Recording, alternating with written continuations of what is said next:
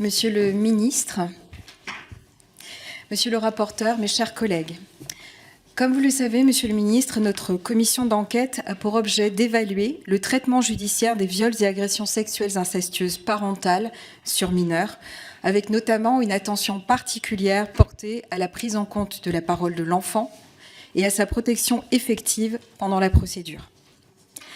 Nous n'entendrons pas tous les anciens gardes des Sceaux, mais il nous a paru important de vous entendre, monsieur Éric Dupond-Moretti, en raison à la fois de votre action ministérielle, concomitante à la première civile, mais aussi de votre passé d'avocat pénaliste. Je rappelle que vous avez notamment plaidé dans 2 dossiers qui ne sont pas sans rapport avec l'objet de notre commission. L'affaire Manéchez, vous étiez avocat des 2 victimes. L'affaire d'Outreau, vous défendiez l'un des accusés. Je rappelle aussi que cette audition est ouverte à la presse et qu'elle est retransmise en direct sur le site de l'Assemblée nationale. Avant de vous laisser la parole, monsieur le ministre, et d'entamer nos échanges pendant peut-être un petit peu plus d'1 heure, je vous rappelle que l'article 6 de l'ordonnance du 17 novembre 1958 relative au fonctionnement des assemblées parlementaires impose aux personnes entendues par une commission d'enquête de prêter serment, de dire la vérité, toute la vérité, rien que la vérité. Je vous invite donc, monsieur le ministre, à lever la main droite et à dire « je le jure » après avoir activé votre micro. Je le jure, Madame la Présidente. Je vous remercie, monsieur le ministre. Je vous laisse la parole pour quelques propos introductifs. Je vous en prie. D'abord, évidemment, je suis honoré et très heureux d'être parmi vous pour évoquer un sujet qui est un sujet d'une importance extrême. Mon action pour lutter contre les violences faites aux enfants, et plus spécifiquement les violences conséquences de l'inceste, mon action s'inscrit à la fois dans une augmentation de budget, nous y reviendrons peut-être, un certain nombre de textes que j'ai portés avec enthousiasme. Je pense à la loi Billon, je pense à la loi Santiago, un certain nombre de décrets qui ont été pris, un certain nombre de circulaires de politique générale. Le propos liminaire sera liminaire parce que je me soumettrai évidemment à toutes vos questions. Permettez-moi d'exprimer 2 mots de surprise et de remerciement. De remerciement parce que votre propos à vous est très clair et nous allons évoquer 2 affaires qui concernent mon activité d'avocat. Mon autorité de tutelle, si j'ose dire, c'était durant toute ma période d'avocature le bâtonnier de l'ordre, qui pouvait être saisi d'ailleurs par les magistrats devant qui j'ai eu l'honneur de plaider. Donc je répondrai sur l'affaire Manché parce que je ne me suis jamais exprimé sur cette affaire. La première qui a évoqué cette affaire Manché avec la fameuse formule qui n'est pas de moi et que je n'ai jamais prononcée est une sénatrice qui m'a, après avoir enquêté, si j'ose dire, et fait un certain nombre de recherches, présenté des excuses. Mais je serais ravi de répondre à cette question. Sur Outreau, je répondrai bien sûr complètement. C'est un dossier que je connais par cœur, qui a duré des années. Il y a un certain nombre de choses qui ont été dites qui ne correspondent pas à la réalité, et je suis tout à fait prêt à vous dire ce que j'ai vu, ce que j'ai fait. Je pourrais me retrancher derrière je ne sais quel écran de fumée ou je ne sais quel secret professionnel et me contenter de vous dire que je ne répondrai que sur mon action ministérielle, mais ce n'est pas ce que je compte faire. Voilà, et je suis à votre disposition. Eh bien, je vous en remercie infiniment.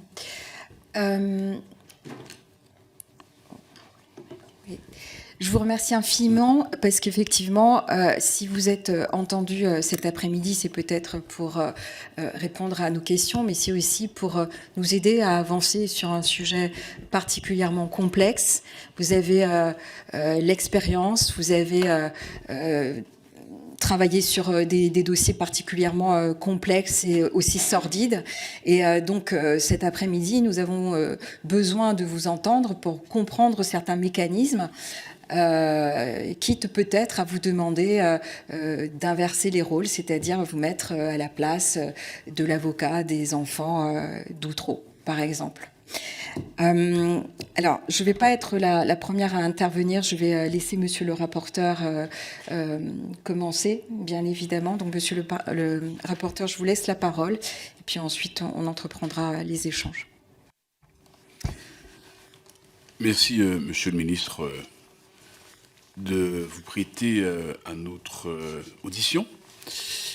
Cela fait déjà quelques semaines que nous travaillons, mais cela fait aussi quelques mois que nous tous, nous travaillons sur ce sujet. Et le but de la commission d'enquête, évidemment, c'est la protection de l'enfant. Et l'Assemblée nationale, à l'unanimité, a voté pour cette commission. Donc, vous avez dit que c'est un sujet ô combien important, mais aussi qui traverse tous les courants politiques, qui traverse toute la société. Évidemment, vous avez reçu un questionnaire normalement. Voilà, donc vous avez encore jusqu'au 22 mai pour pouvoir faire un retour par écrit. Mais néanmoins, il y a une question que je voudrais vous poser.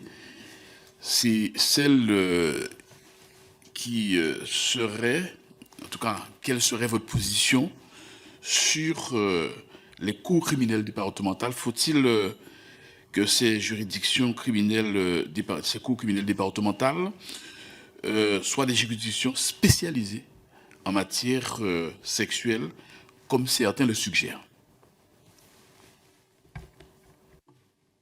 Alors, dans la liste des questions, et je vous remercie de me les avoir adressées, c'est une des dernières questions. Pour autant, évidemment, avec la mémoire qui est la mienne, je le rappelle quand même que j'ai quitté la chancellerie il y a plus d'1 an et demi, en ayant essayé de reconstituer un certain nombre d'éléments. Et puis, j'ai évidemment réfléchi à tout cela.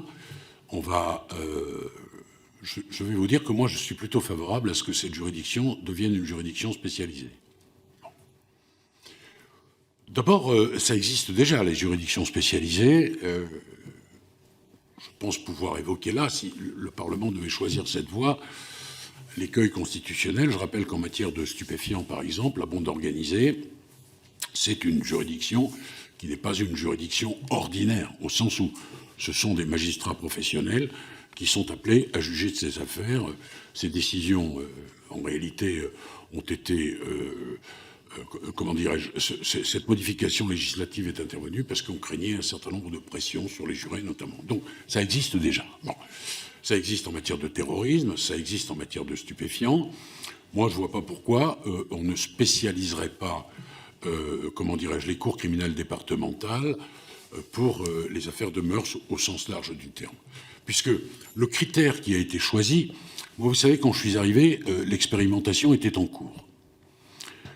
Comme avocat, puisque vous souhaitez qu'on fasse un petit flashback, j'avais dit mon opposition à la Cour criminelle départementale. Et il s'avère qu'un rapport parlementaire assez bien fait, à la fois co-signé par Antoine Savignat, député LR, et Stéphane Mazard, député de notre majorité, tous les deux avocats, tous les deux hostiles au principe de cette Cour criminelle départementale. Mais ce rapport parlementaire, quand il m'a été remis, disait très clairement, ça va plus vite, ça évite les correctionnalisations, et les victimes ne veulent plus de ces correctionnalisations, les taux d'appel sont inférieurs aux taux d'appel traditionnels, et puis surtout, si vous n'êtes pas content d'une décision, vous interjetez appel et vous vous retrouvez dans la cour d'assises classique. Bon. En même temps, on a renforcé la force du jury populaire et on a bougé, c'est à mon initiative, la majorité permettant d'obtenir une condamnation. Donc moi, je ne suis absolument pas opposé. Au contraire, je ne vois qu'avantage à ce que cette juridiction ne traite que des affaires de mœurs. Alors, quand j'ai reçu ce rapport, évidemment, je n'étais plus là pour défendre la position de l'avocat qui avait été la mienne, d'autant qu'on me disait « ça fonctionne plutôt bien ». Et je préférais être garde des Sceaux qu'ancien avocat, voyez-vous. Et donc, j'ai laissé cette expérimentation se continuer. Et moi, je ne vois mais strictement aucun inconvénient à ce que l'on puisse, comment dirais-je, juger les affaires de mœurs. Je dois dire qu'en matière d'inceste, ça n'est pas un décret, ça n'est pas un texte, mais j'ai souhaité, et ça se développe, que les petits-enfants puissent faire connaissance avec la salle.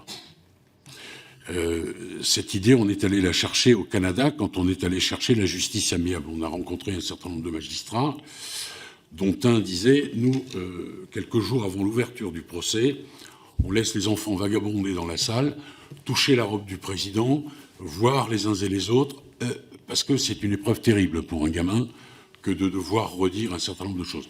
Et c'est d'ailleurs l'une des raisons pour lesquelles, dans les UEAPED, on en reparlera peut-être, dont j'ai souhaité le développement, il y a, vous le savez aujourd'hui, une audition qui est faite, qui sera gravée dans le marbre, sur disque dur, ce qui évitera évidemment à l'enfant de devoir redire un certain nombre de choses.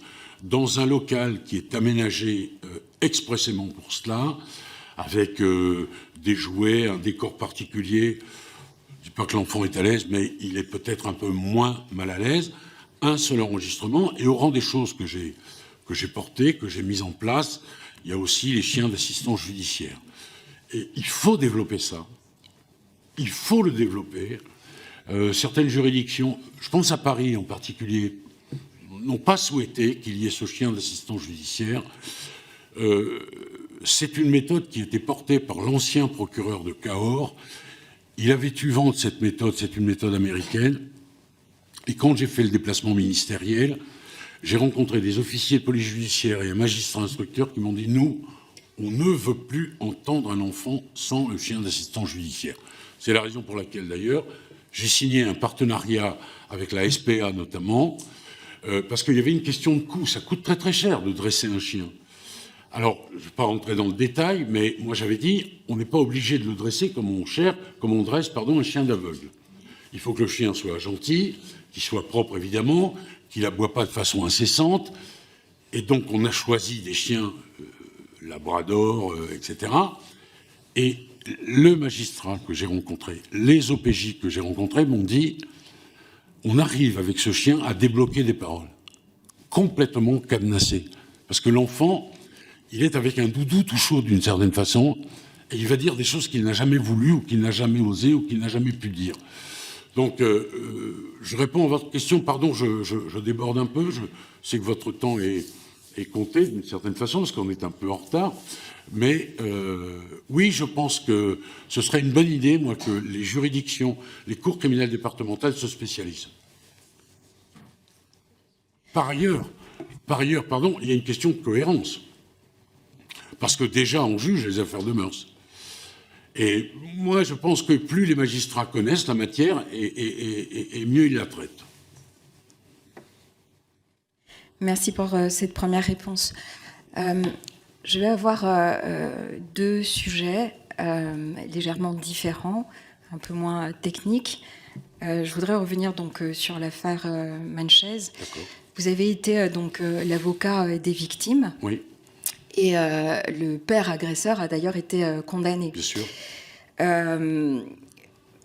Il a été dit, et il se dit encore, vous le savez, oui. Que vous avez plaidé l'inceste heureux. Vous avez été accusé aussi ultérieurement de collusion avec l'avocat de la défense par Betty Manchez, l'une des victimes. Et je rappelle que l'autre victime de l'inceste parental a d'ailleurs été assassinée par son père lorsqu'elle a voulu le quitter.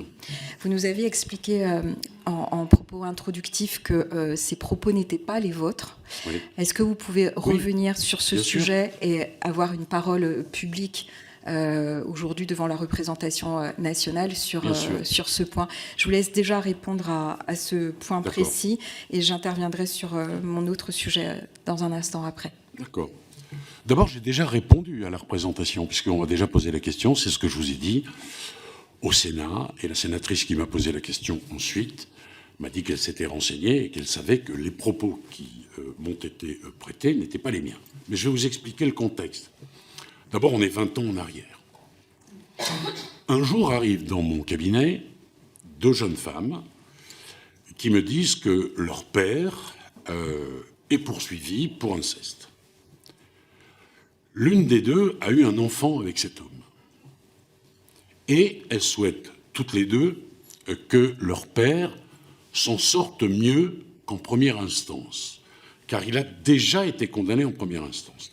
Et le propos qui consiste à dire que c'est les avocats qui ont demandé à ces jeunes femmes de défendre leur père et de minimiser ses actes et la portée de ses actes n'est pas vrai, parce que déjà en première instance, moi je n'y étais pas, Madame la Présidente, je n'y étais pas, et c'est déjà le système de défense qui avait été présenté par les parties civiles.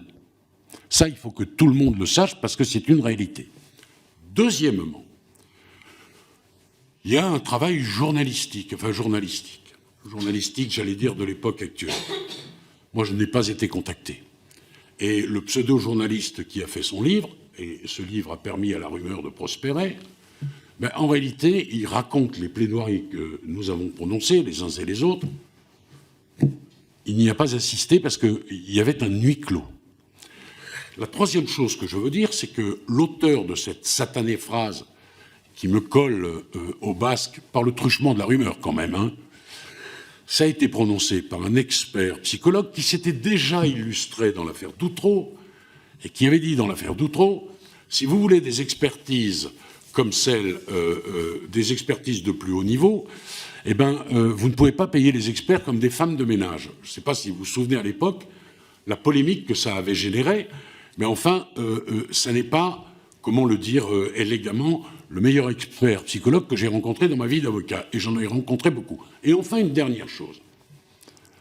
Enfin, le verdict devant la cour d'appel, parce que l'appel existait déjà à l'époque, est plus clément pour le père Manché qu'en première instance. Mais ce n'est pas les avocats qui font le verdict. Il y avait dans cette audience, 3 magistrats professionnels, dont un président, M. Grévin, qui n'était pas un Père Noël judiciaire. J'ai rarement rencontré des Pères Noël judiciaires. Il y avait un avocat général et il y avait des jurés. Et naturellement, les uns et les autres étaient ébranlés par ce que racontaient ces 2 filles de Menché. Et à l'époque, moi, ça veut dire qu'on était sidérés d'entendre ce qu'elles disaient et ce qu'elles disaient avec force et ce qu'elles avaient déjà dit en première instance. Et quand le verdict a été rendu plus clément, elles se sont félicitées de cela. Alors, pour vous dire les choses, on a beaucoup progressé. Et il n'est pas du tout évident que 20 ans plus tard, l'expert psychologue aurait dit ce qu'il a dit. Bien sûr. Et peut-être aurions-nous dû être plus circonspects à l'égard de cette parole des jeunes femmes. Mais en tous les cas, ça n'est pas la défense, partie civile, mais qui était une forme de défense, puisque la mission qui était celle de l'avocat que j'étais, je n'étais d'ailleurs pas le seul, c'était de faire en sorte que le père s'en sorte le moins mal possible. Bon, c'était ça la mission, mais ça n'est pas une initiative de la défense. Le mot utilisé n'est pas un mot utilisé par la défense. Le contrôle, pardon de le dire, a été un contrôle judiciaire. Enfin, parce qu'on peut imaginer que 3 magistrats professionnels, des jurés, se disent tous « Ah ben oui, c'est la belle histoire, c'est l'inceste heureux ». Enfin non, ça n'a absolument aucun sens.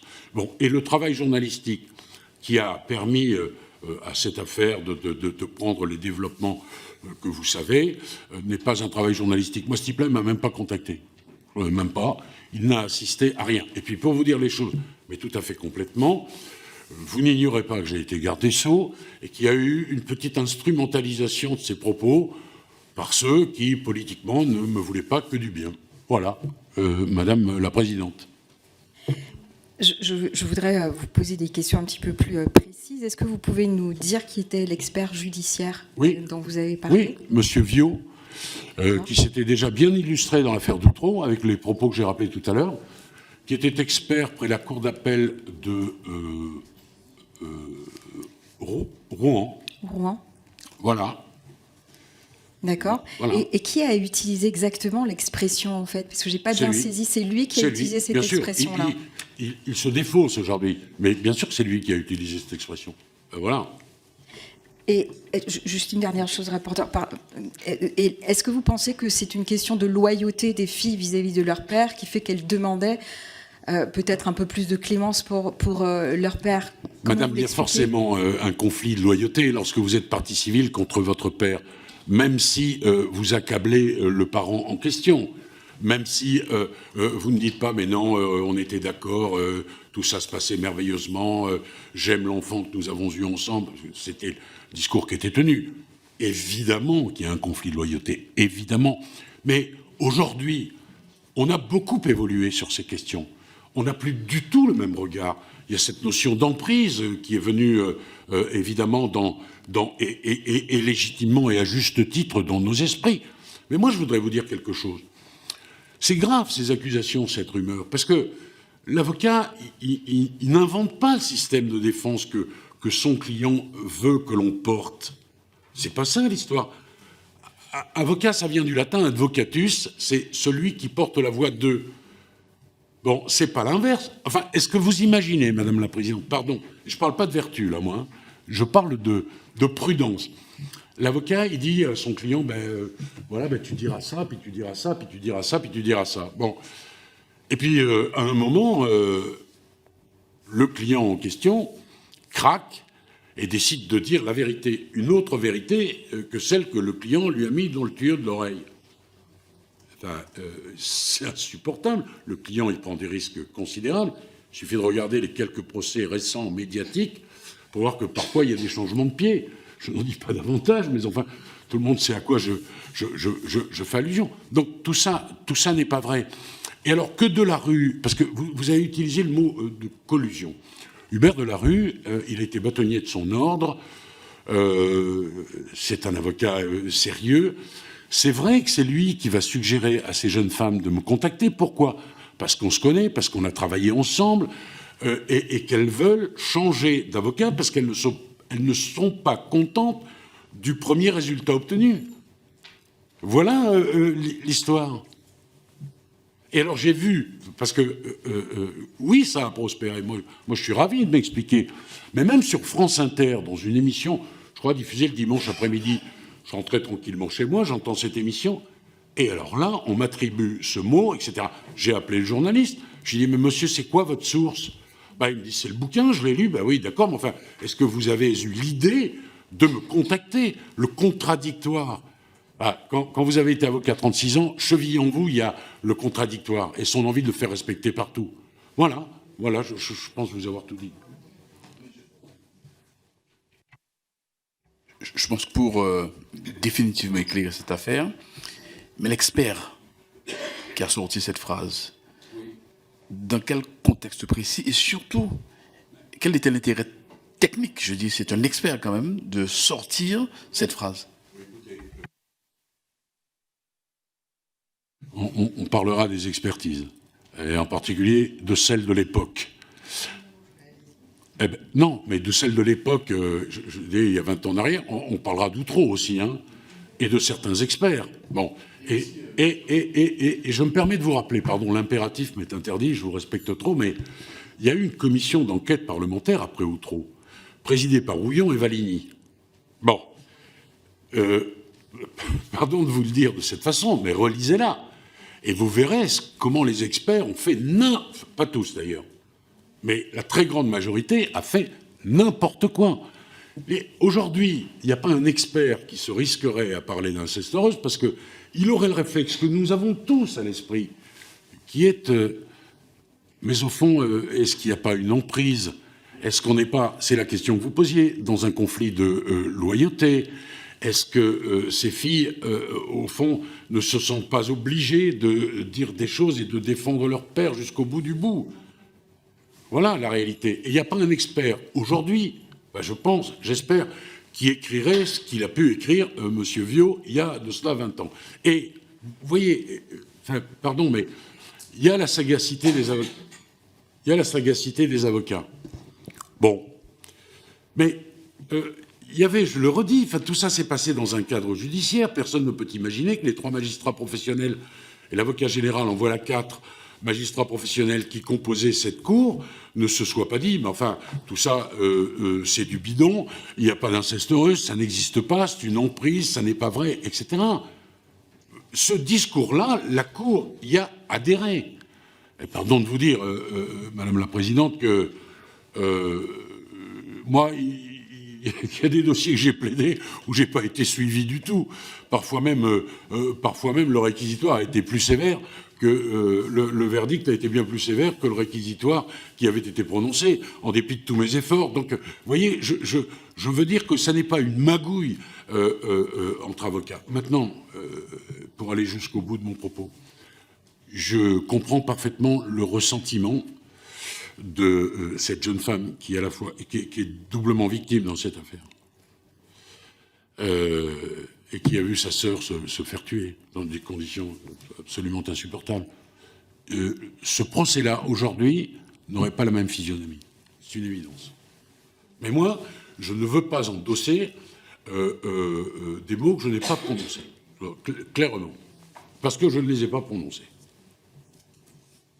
Est-ce que certains collègues souhaitent intervenir sur l'affaire Manochez? Oui. Alors, d'abord Gabriel Catala et ensuite Perrine Goulet.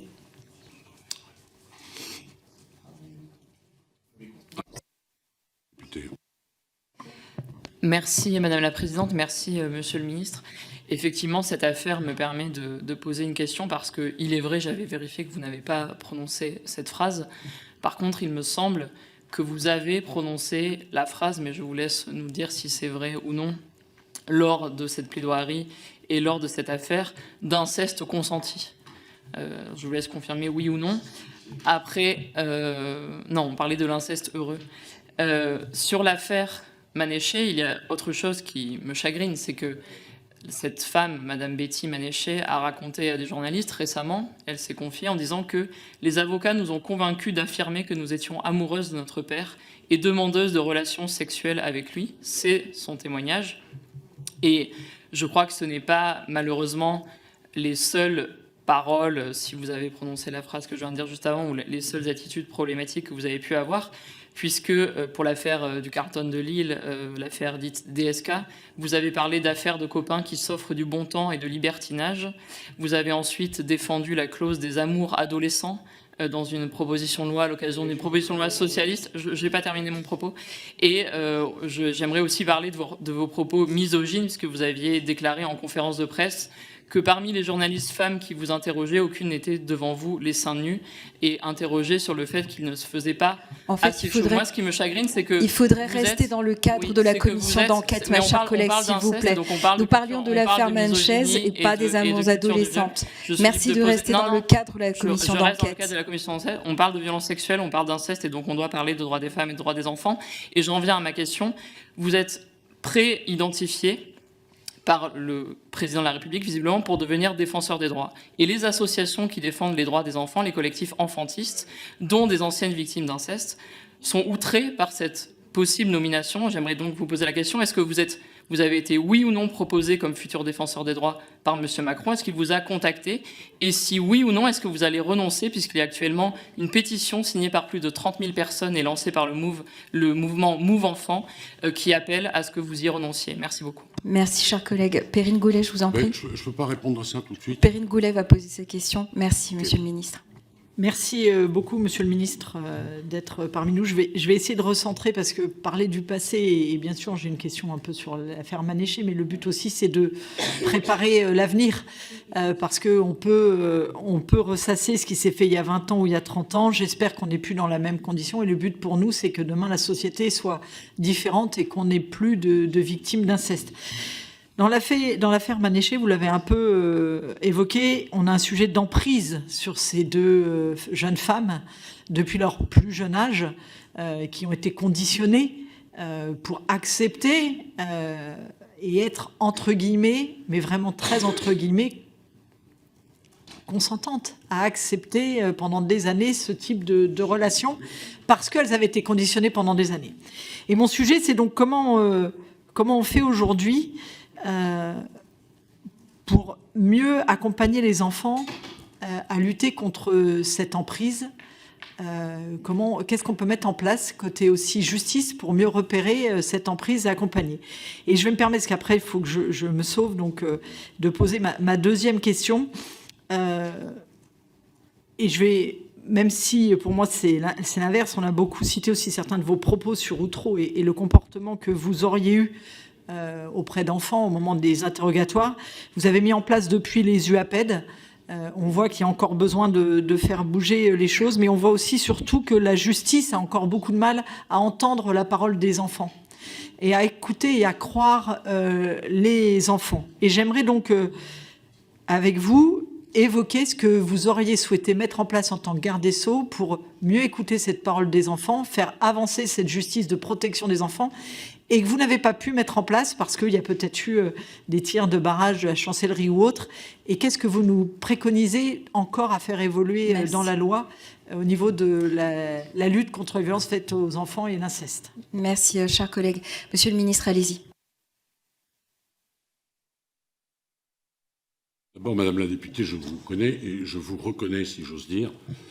Vous allez sortir du contexte une demi-phrase prononcée il y a de cela 20 ans. Et votre questionnaire, je vous le dis avec toute la liberté qui est la mienne, et je suis un homme libre, ressemble terriblement à notre époque, sans nuance.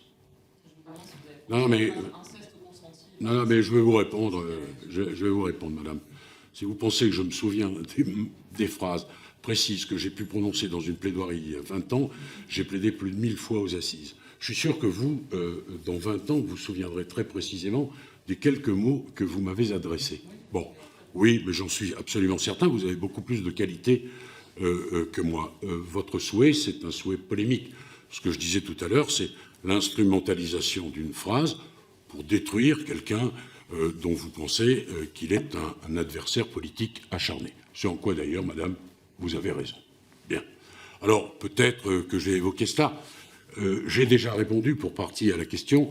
Moi, quand ces jeunes femmes sont venues me voir, elles avaient déjà tenu la même ligne dans un procès dans lequel je n'étais pas. Que vous le vouliez ou non, c'est comme ça. Bien. Alors ensuite, j'ai redit que nous avons beaucoup évolué, qu'aujourd'hui le procès ne se présenterait plus de la même façon, et pour cause, que cette notion d'emprise, ceux qui sont très attachés à la défense des enfants, et nous le sommes tous ici, savent que cette notion d'emprise n'est pas une notion qui était une évidence. Il a fallu que, si vous voulez que je vous raconte comment se déroulaient il y a plus de 20 ans de cela les procès pour viol, pour inceste par exemple, mais madame, renseignez-vous et vous verrez à quel point nous avons, et à juste titre, progressé dans la connaissance, bien sûr, des choses. Alors, qu'est-ce que vous me reprochez encore d'avoir dit, je ne sais plus, quelle phrase hein, je vous demande si Ah oui. Il y a de nombreuses associations qui se demandent est-ce que vous allez, oui ou non, être nommé défenseur des droits. Ah non, mais il n'y a pas que ça, il y a d'autres phrases que vous me reprochez, là. Non, mais je souhaite que nous restions... Mais moi, je voudrais vous dire, madame, que vous n'êtes pas mon bâtonnier. J'ai été 36 ans avocat. Vous n'avez pas à juger ma carrière d'avocat. Non, et par précision... Oui, mais madame, oui, mais dans la presse, tout ce qui est écrit... En fait, excusez-moi toutes et tous, s'il vous plaît. Je souhaite que nous restions vraiment dans le cadre du traitement judiciaire des violences incestueuses, parce qu'il y a énormément de sujets et de choses à dire sur ce sujet-là, et donc il faut que nous y restions. Les débats sur d'autres sujets, c'est peut-être en dehors de la salle, mais pas maintenant. Je voudrais qu'on reste vraiment sur le sujet de la commission d'enquête. Je vous remercie pour ça. Bien. Donc, voilà.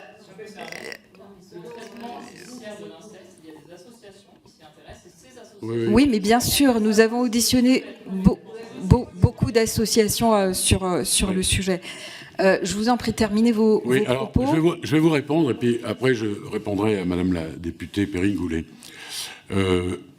Madame, j'ai lu dans la presse, avec stupéfaction, étonnement, que j'étais pressenti, en tous les cas par le président de la République, parce qu'ensuite, évidemment, il y a l'aval du Parlement, pour être défenseur des droits.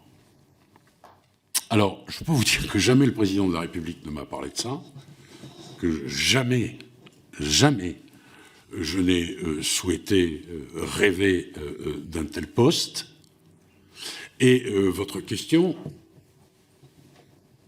qui ne se veut pas que sur le mode interrogatif, parce que, évidemment, ces associations dont vous parlez, enfin, celles auxquelles vous faites spécifiquement référence, poussent des cris d'orfraie. Eh bien, rassurez-vous, madame. Mais j'aurai toute la légitimité pour l'être, voyez-vous, parce que j'ai été 36 ans avocat, que j'ai défendu des accusés, innocents, coupables, que j'ai défendu beaucoup de victimes, sans doute plus que vous d'ailleurs, je ne sais pas si vous êtes avocate. Voilà. Et ben voilà, mais vous savez, on ne peut pas résumer la carrière de quelqu'un, une carrière de 36 ans, en une phrase tronquée sortie d'un contexte. Voilà. Alors rassurez-vous, dormez tranquille, je ne serai pas le prochain défenseur des droits.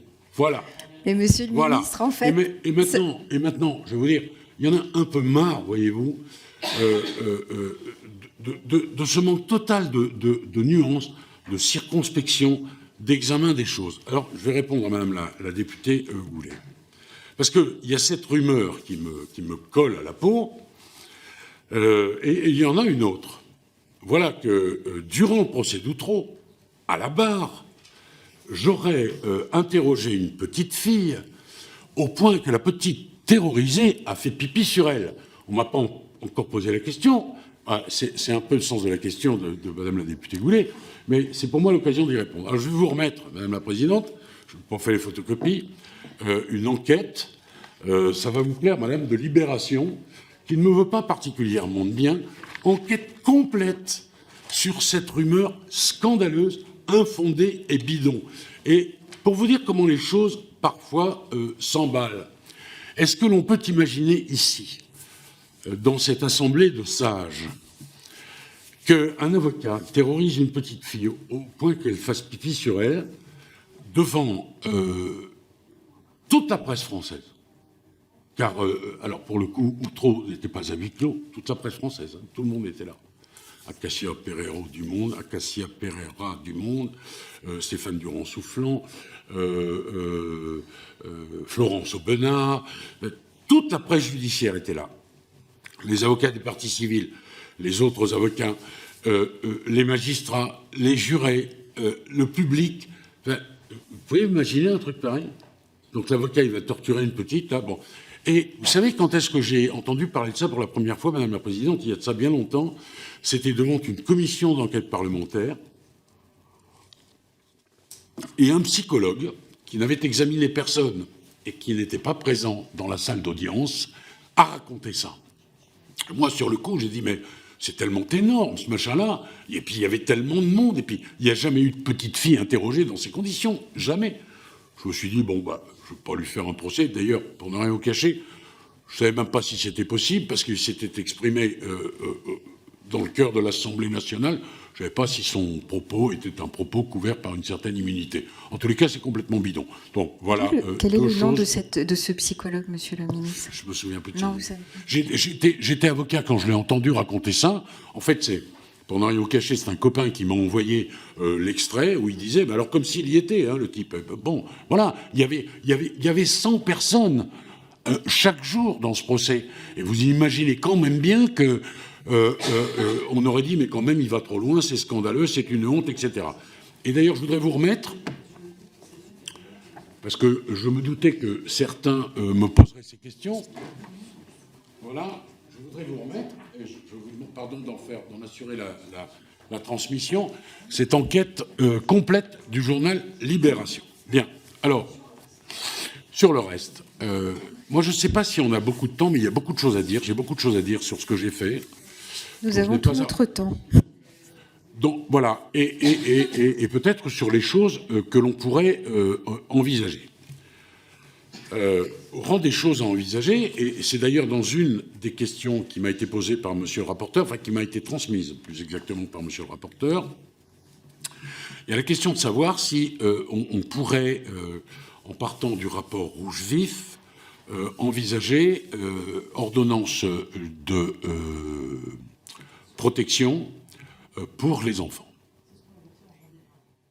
Ouais. Comment on peut améliorer tout cela? Et la seule réserve que j'ai, moi, par rapport à cela, parce que je vous parlerai peut-être de ce que l'on a mis en place après le rapport Rouge Vif, et il y a beaucoup de choses qui ont été mises en place à mon initiative, je pense en particulier aux pôles intra-familiaux, et encore d'ailleurs, ça rejoint ce que je disais tout à l'heure sur la compétence de la Cour criminelle départementale. Mais la seule difficulté que nous avions déjà éprouvée pour les couples, c'était le contradictoire. Parce que moi, je suis de ceux qui pensent, parce que j'ai été avocat peut-être, qu'on ne peut pas sacrifier les principes cardinaux qui honorent notre justice quand elle les respecte pour une cause aussi noble soit-elle. C'est difficile de faire ça, parce que l'on prend des risques. Et dans votre réflexion, je me permets de vous livrer très très librement un ouvrage qui a été rédigé par une magistrate toulonnaise, conjointe d'un policier toulonnais, je pense même que c'était son épouse. Ce bouquin s'intitule « Papa a fait mal » et c'est toute la question du recueil de la parole de l'enfant. Et je pourrais vous dire longuement comment la parole de l'enfant a été recueillie dans le procès d'Outreau et ce que l'on peut envisager de mettre en place. Mais dans ce livre, en deux mots, hein, la petite dit à son enseignante, parce que les enseignants et l'école doivent être impliqués évidemment dans la détection de ces situations incestueuses, la petite dit, en montrant son sexe, l'aine, elle dit « Papa a fait mal ». En réalité, ça devient « Papa m'a fait mal ». Et le drame pour ce couple, c'est que la petite va tomber sur un légiste qui va déceler une déchirure de l'hymen. Et donc, catastrophe. Elle doute de son mari, et puis si c'est pas son mari, c'est peut-être le frère de son mari, ou quelqu'un de la famille, enfin, c'est un truc terrible. Et puis finalement, la petite sera réexpertisée, et le nouvel expert constatera que l'hymen n'a jamais été déchiré. Et en fait, on est passé d'une incertitude langagière, je ne dis même pas sémantique, de la part de cette petite fille, vers une vérité qui a failli être sacralisée. Donc les deux savent de quoi ils parlent. Elle est magistrate, lui, il est policier, à Toulon d'ailleurs, pour dire les choses. Et ce bouquin, il est passionnant parce qu'il nous ramène à une impérieuse obligation, c'est celle de la prudence. Oui, bien sûr, évidemment dans les deux cas. Parce que moi, j'ai connu l'époque, pardon de parler de mon métier d'avocat, mais puisqu'on m'a invité à le faire hors de toute frontière, si j'ose dire, dans Outreau, on ne demande pas ce que l'adulte a fait. On dit « est-ce qu'il t'a fait ça ?» Et il y a tout le bouquin du psychologue de Versailles dont le nom m'échappe, et je peux le retrouver, je peux vous l'envoyer, qui dit on peut induire un certain nombre de réponses, donc prudence. Et lui, c'est l'exemple du lapin rouge sur le frigo. Il finit par faire dire à un enfant, il y a un lapin rouge sur un frigo, il y a un lapin rouge. Mais dans la façon dont... Et là-dessus, on a considérablement évolué depuis 20 ans. Considérablement. Et les gendarmes, les policiers, les magistrats... Gérald Darmanin, ministre de l'Intérieur, a demandé à ce qu'on fasse plus attention au recueil de la parole. Moi aussi, je l'ai demandé aux magistrats, et les choses s'améliorent évidemment de ce point de vue-là. Parce que si vous dites à un tout petit est-ce que papa t'a fait ça, vous avez une chance sur deux que ce soit oui ou non. Si vous lui dites qu'est-ce que papa a fait, on est déjà dans une prudence, et la prudence, elle va de mise évidemment avec le judiciaire. Et le contradictoire, c'est extraordinairement important. Vous voyez, on peut accuser quelqu'un en lisant une demi-phrase dans une gazette, mais c'est pas comme ça que ça doit marcher, la justice de notre pays.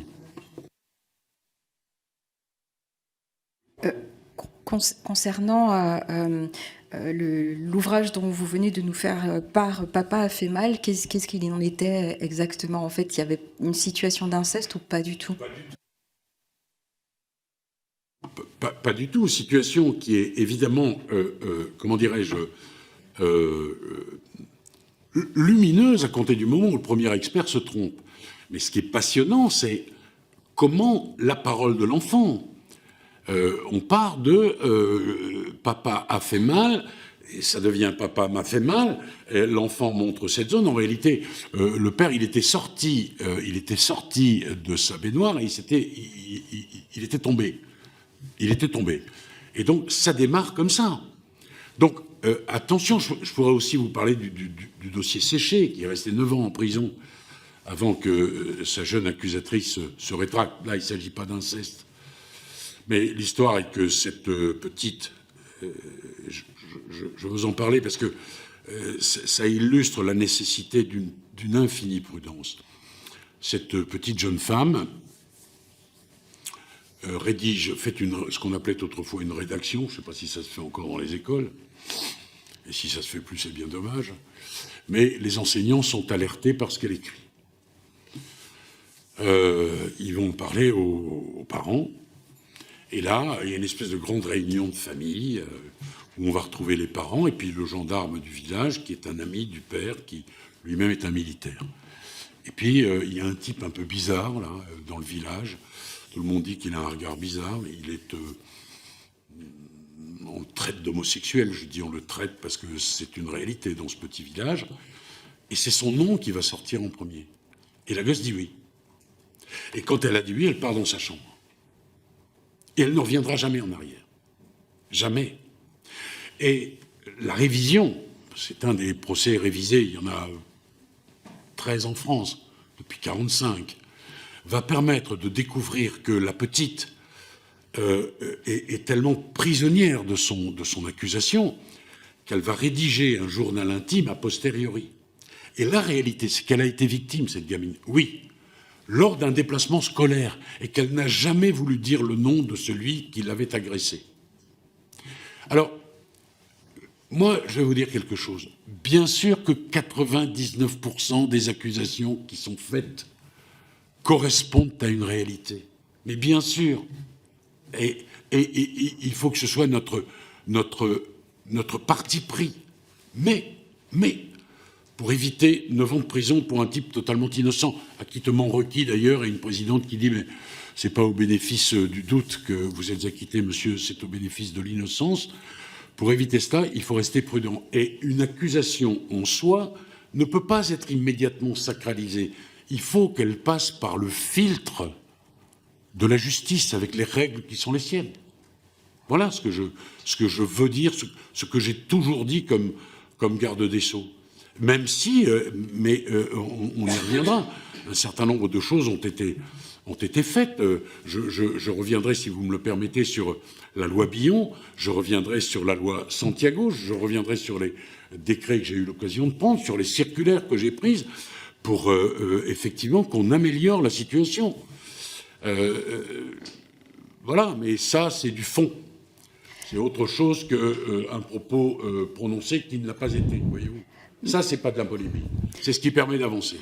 Monsieur le ministre, certes, on comprend parfaitement ce que vous dites, mais notre question, c'est aussi de savoir ce qu'on fait de l'enfant en attendant l'enquête et le procès.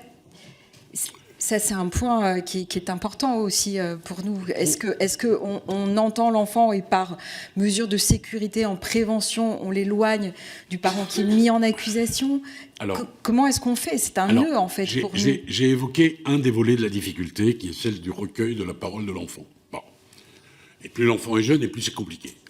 Il y a un deuxième écueil, c'est qu'il existe parfois, hélas, notamment dans les divorces, surtout dans les divorces d'ailleurs, ou les séparations, une possible instrumentalisation. C'est-à-dire qu'il y a des mères aujourd'hui, ou des pères d'ailleurs, qui ne veulent pas que le conjoint bénéficie d'une garde. Et un certain nombre d'accusations sont proférées. Donc, ce que je veux dire, c'est qu'il n'y a pas de solution miracle, mais la trame, en réalité, c'est le contradictoire. c'est un examen approfondi des choses.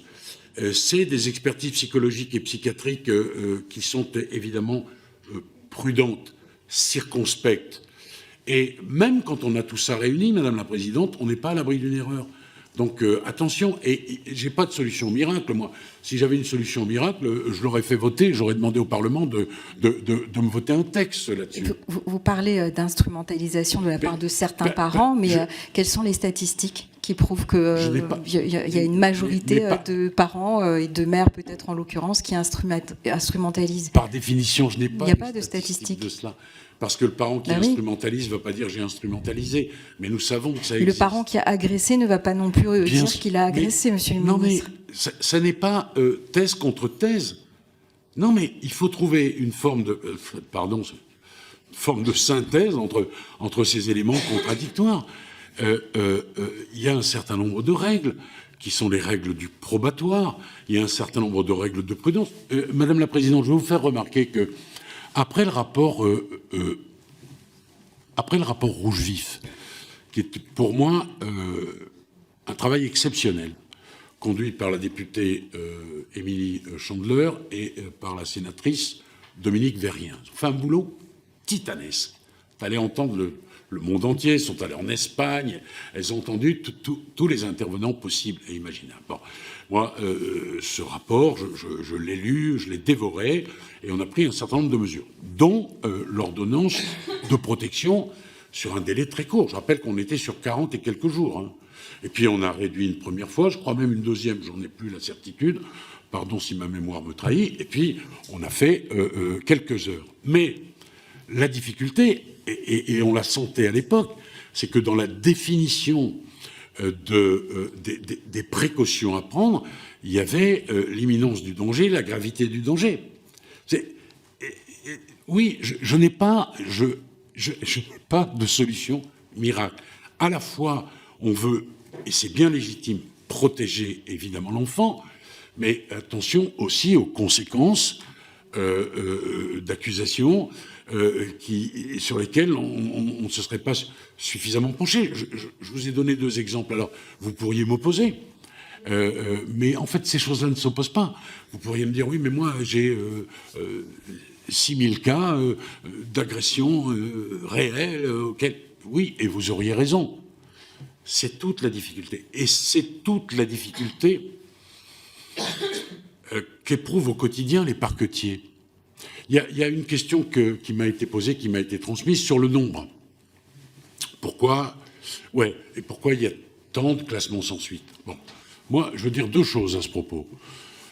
Je ne connais pas un procureur de la République qui n'ait pas à cœur de poursuivre une infraction de cette nature quand il a les éléments pour le faire. Non, mais pourquoi ne le fait-il pas? Alors, pardon, madame. Pardon. Bon, mais il y a aussi la question probatoire. Alors, je vais vous donner, moi, si vous m'y autorisez, 2 ou 3 autres chiffres que j'ai pu collecter. Pardon, je regarde mes notes, vous me le pardonnerez, mais il y a un petit moment que j'ai quitté la chancellerie. Alors, sur les chiffres. D'abord, je veux dire que les condamnations pour viol incestueux ont plus que doublé entre 2017 et 2023. Doublé, hein, plus que doublé. Et ça n'est sans doute pas totalement satisfaisant, mais c'est quand même une avancée importante. En 2022, il y avait 36% de classements sans suite. En 23, 33%. Et les condamnations, je viens de le dire, ont doublé. Les condamnations pour viol incestueux ont augmenté de 71%. Et pour agression sexuelle de 93% en 2022. Bon, maintenant, parmi les questions, on m'a demandé si j'avais pris un certain nombre de circulaires pour attirer l'attention des parquets. Oui, bien sûr, en disant que pour tout ce qui était inceste, il fallait évidemment qu'on l'envisage au même niveau que pour les autres infractions pénales. Mais je vais faire un mea culpa. cette circulaire, au fond, elle n'était pas utile. Elle permettait d'affirmer un certain nombre de choses sur le plan de la politique pénale, mais les parquetiers, s'ils ont un crime d'inceste à traiter, ils le font avec diligence en n'omettant pas, évidemment, comment dirais-je, les conséquences d'un tel crime sur l'enfant. Enfin, on ne peut pas imaginer ça quand même, nos magistrats. Je rappelle qu'ils sont garants de la liberté individuelle de par la Constitution et qu'ils sont quand même sensibilisés à ces questions. Alors pourquoi? Après, Madame la Présidente, pour ne rien vous cacher, est-ce que l'on a le chiffre exact des plaintes déposées? Et comment elles évoluent? Et pourquoi elles n'évoluent pas plus? Je ne sais pas. Quels sont les critères du classement sans suite? Il y a, et ça je pense que c'est rarement utilisé en matière d'inceste, opportunité des poursuites. Bien sûr qu'il était opportun de poursuivre quand on a un viol incestueux. Mais le reste, c'est une question probatoire aussi. Et on ne peut pas demander à un procureur de la République de poursuivre quoi qu'il en coûte. Je rappelle aussi, Madame la Présidente, ça n'est pas rien, que dans notre procédure pénale française, certes, un classement sans suite peut intervenir, mais il y a la possibilité, pour la partie civile, bien sûr, de saisir ultérieurement, après le classement sans suite, d'abord de le contester dans le procureur général et de saisir ensuite le doyen des juges d'instruction. Ça n'est peut-être pas suffisamment connu. Mais vous parlez de la preuve. Mais est-ce que vous pensez, quand vous répondez, à la preuve matérielle? Parce que sur certains faits d'inceste, on se doute bien qu'on ne peut pas avoir de preuve matérielle. Quand il s'agit d'une fellation, quand il s'agit d'un cunnilingus, vous n'avez pas de preuve matérielle. Donc comment fait-on dans ces situations-là? Parce que ça va engendrer la plupart du temps un classement sans suite aussi. Mais c'est presque moi qui devrais vous poser la question, puisque vous êtes la représentation nationale. Qu'est-ce que l'on fait? Est-ce que l'on trouve une solution? Et quelle solution? Pardonnez-moi, est-ce que l'on peut s'affranchir de la prudence indispensable en matière judiciaire? La réponse, elle est non. Ensuite, nous savons qu'il y a un certain nombre de dossiers qui donnent lieu même à condamnation, à poursuite bien sûr, mais à condamnation aussi, sans éléments matériels. Tous les dossiers, il n'y a pas des vidéos, ou je ne sais pas, ou des aveux écrits, ou tout ce que vous voulez. Bon, mais ça reste infiniment compliqué. Ça reste compliqué. Moi, je peux vous... on peut parler, si vous le voulez, parce qu'on a un cas précis, et vous avez un travail parlementaire considérable qui a été réalisé, la commission d'enquête parlementaire d'Outreau. Petite parenthèse, Madame la Présidente, c'est moi qui ai porté le cunnilingus comme un crime. Parce qu'autrefois, ça n'existait pas, c'était débattu d'ailleurs, parce que c'était tout acte de pénétration, hein, d'accord? Ensuite, on peut regarder les aggravations, les modifications qui ont été apportées par amendement gouvernemental que j'ai porté évidemment à la loi Billon, qui était pour moi un grand texte. Je le dis, Madame Billon a fait un boulot absolument exceptionnel. Le boulot de Madame Santiago, qui a fait l'unanimité, qui est un grand texte. Donc on peut aussi, comment dirais-je, égrener tout cela. Outreau, je vais vous toucher un mot d'Outreau. À l'origine,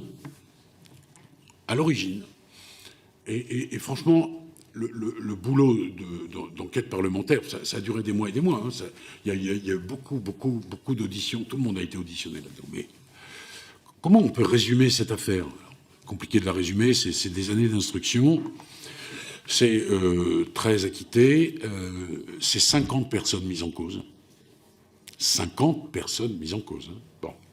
C'est pas un huissier de justice qui est mis en cause, c'est 3. Bon. Un curé, un chauffeur de taxi, tout le monde se souvient de ça. Bon. Les enfants d'Outreau, ils ont été violés durant des années par 4 coupables. Leur père, leur mère et les voisins qui s'appellent Grenon. Aurélie Grenon et son mari ou son conjoint, qui étaient voisins de palier des Badawi. Badawi, c'était le nom de la mère. Delay, le père, Badawi, la mère. Ça, c'est une absolue certitude. Le père, le soir, il arrivait dans la chambre des enfants avec un crâne humain. une bougie à l'intérieur, ils étaient terrorisés. Bon. Et ces enfants ensuite ont été instrumentalisés, notamment par Madame Badawi, qui l'a reconnu, et amenés à accuser des gens qui devaient, par exemple, 50 francs, à qui Madame Badawi devait 50 francs. La boulangère, d'autres personnes. Bon. Sauf que la justice s'est emballée. Pour plusieurs raisons. D'abord, avant Outreau, il y a eu Dutroux. Et souvenez-vous de la proximité géographique, parce que Dutroux, c'est la Belgique. Et Outreau, c'est le Pas-de-Calais. Alors, et là, tout ce que les enfants vont dire,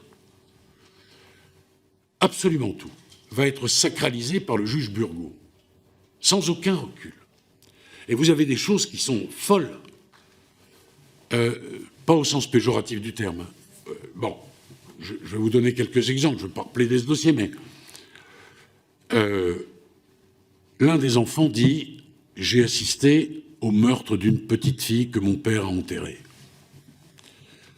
Écoutez-moi, et il va décrire les gestes du père dans le jardin pour enterrer l'enfant. On ne va jamais trouver de petite fille qui manque à l'appel, si j'ose dire, pardon. Mais cet enfant, donc devenu adulte aujourd'hui, maintient pourtant ses propos. Attendez, oui, mais il s'est rétracté à l'audience. Mais aujourd'hui, il les maintient. Oui, madame, est-ce que vous ne pensez pas que l'on peut ensemble dire avec beaucoup de tristesse que cet enfant, compte tenu de ce qu'il a vécu, peut dire un certain nombre de choses qui ne sont pas le reflet de la réalité. Je vais vous en dire d'autres, pardon. D'ailleurs, cet enfant a été reconnu victime. Oui. Oui, d'accord. Bien sûr, oui. Et tous, ils ont été reconnus victimes. De leurs parents et des voisins.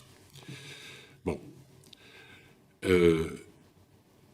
On n'a jamais retrouvé cet enfant. On ne sait même pas s'il y a une enfant qui... Et ensuite, il y a l'épisode belge, où ils disent qu'ils ont été conduits en Belgique par monsieur, je ne vais pas citer son nom, le chauffeur de taxi, on va l'appeler comme ça. Et là, ils expliquent qu'ils ont été victimes de choses absolument incroyables. Pénétration, Madame la Présidente, d'un camion de pompiers avec l'échelle, de fourchettes côté pic, de couteau côté lame, d'un sexe de berger allemand. Et l'expert médico-légal ne constate strictement rien. Là, il fallait que la justice s'arrête, qu'elle se pose quelques questions. Vous savez, moi j'ai rencontré le procureur général de Lyon, M. Viou, magistrat absolument remarquable, qui a été chargé de l'indemnisation des acquittés d'Outreau. Je l'ai rencontré à plusieurs reprises à la chancellerie, et il m'a dit les premiers clignotants qui auraient dû s'allumer, c'est 4 mois après le début de l'instruction. Mais personne n'a rien vu. Et personne n'a contrôlé le travail de personne. D'ailleurs, je rappelle que la commission d'enquête parlementaire va sortir 80 propositions. Et la plupart d'entre elles n'ont pas été mises en œuvre. Donc, il y a peut-être là un travail dont moi j'ai toujours pensé qu'il devait servir à quelque chose. Et j'avais dit, au fond, après, la commission d'enquête a procédé à l'autopsie de l'affaire, mais finalement, on en a tiré... oui, la commission d'enquête en a tiré les conséquences, mais ensuite, le pouvoir politique n'a pas bougé. Il y a quelques réformes qui ont été mises en place, pas par Clément, pas par Pascal Clément, par Rachida Dati. Il y a quelques mesures qui ont été mises en place, le reste, non. Et ça reste une immense friche. Est-ce que vous avez quelques idées de ces propositions qui étaient faites à l'époque ? Enfin, on ira regarder, mais... Il y a 80 propositions qui ont été faites, notamment sur le fonctionnement de la détention provisoire, parce que c'était un vrai problème dans l'affaire d'Outreau.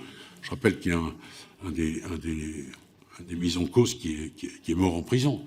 Mais pour vous dire, madame, à quel point le bon sens n'a pas interpellé les uns et les autres. Celle que j'ai défendue, on l'a surnommée la boulangère. Bon, elle n'a jamais été boulangère. Elle vendait dans une petite camionnette des bons becs, du pain, quelques légumes. Et les enfants ont raconté.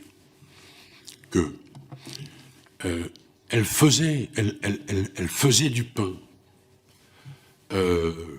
qu'elle elle-même, donc boulangère, ce qui n'a jamais été le cas, qu'elle introduisait dans l'anus des enfants avant de manger le morceau de baguette en question. Moi, je rencontre cette femme à Amiens, j'ai en face de moi une bonne maman, j'ai la certitude immédiatement que c'est pas possible, ça colle pas. Bon, après on peut se tromper, me direz-vous. Bien sûr, c'est vrai, dans les deux sens d'ailleurs. Mais les enfants, ils vont lui attribuer 5 enfants à cette femme.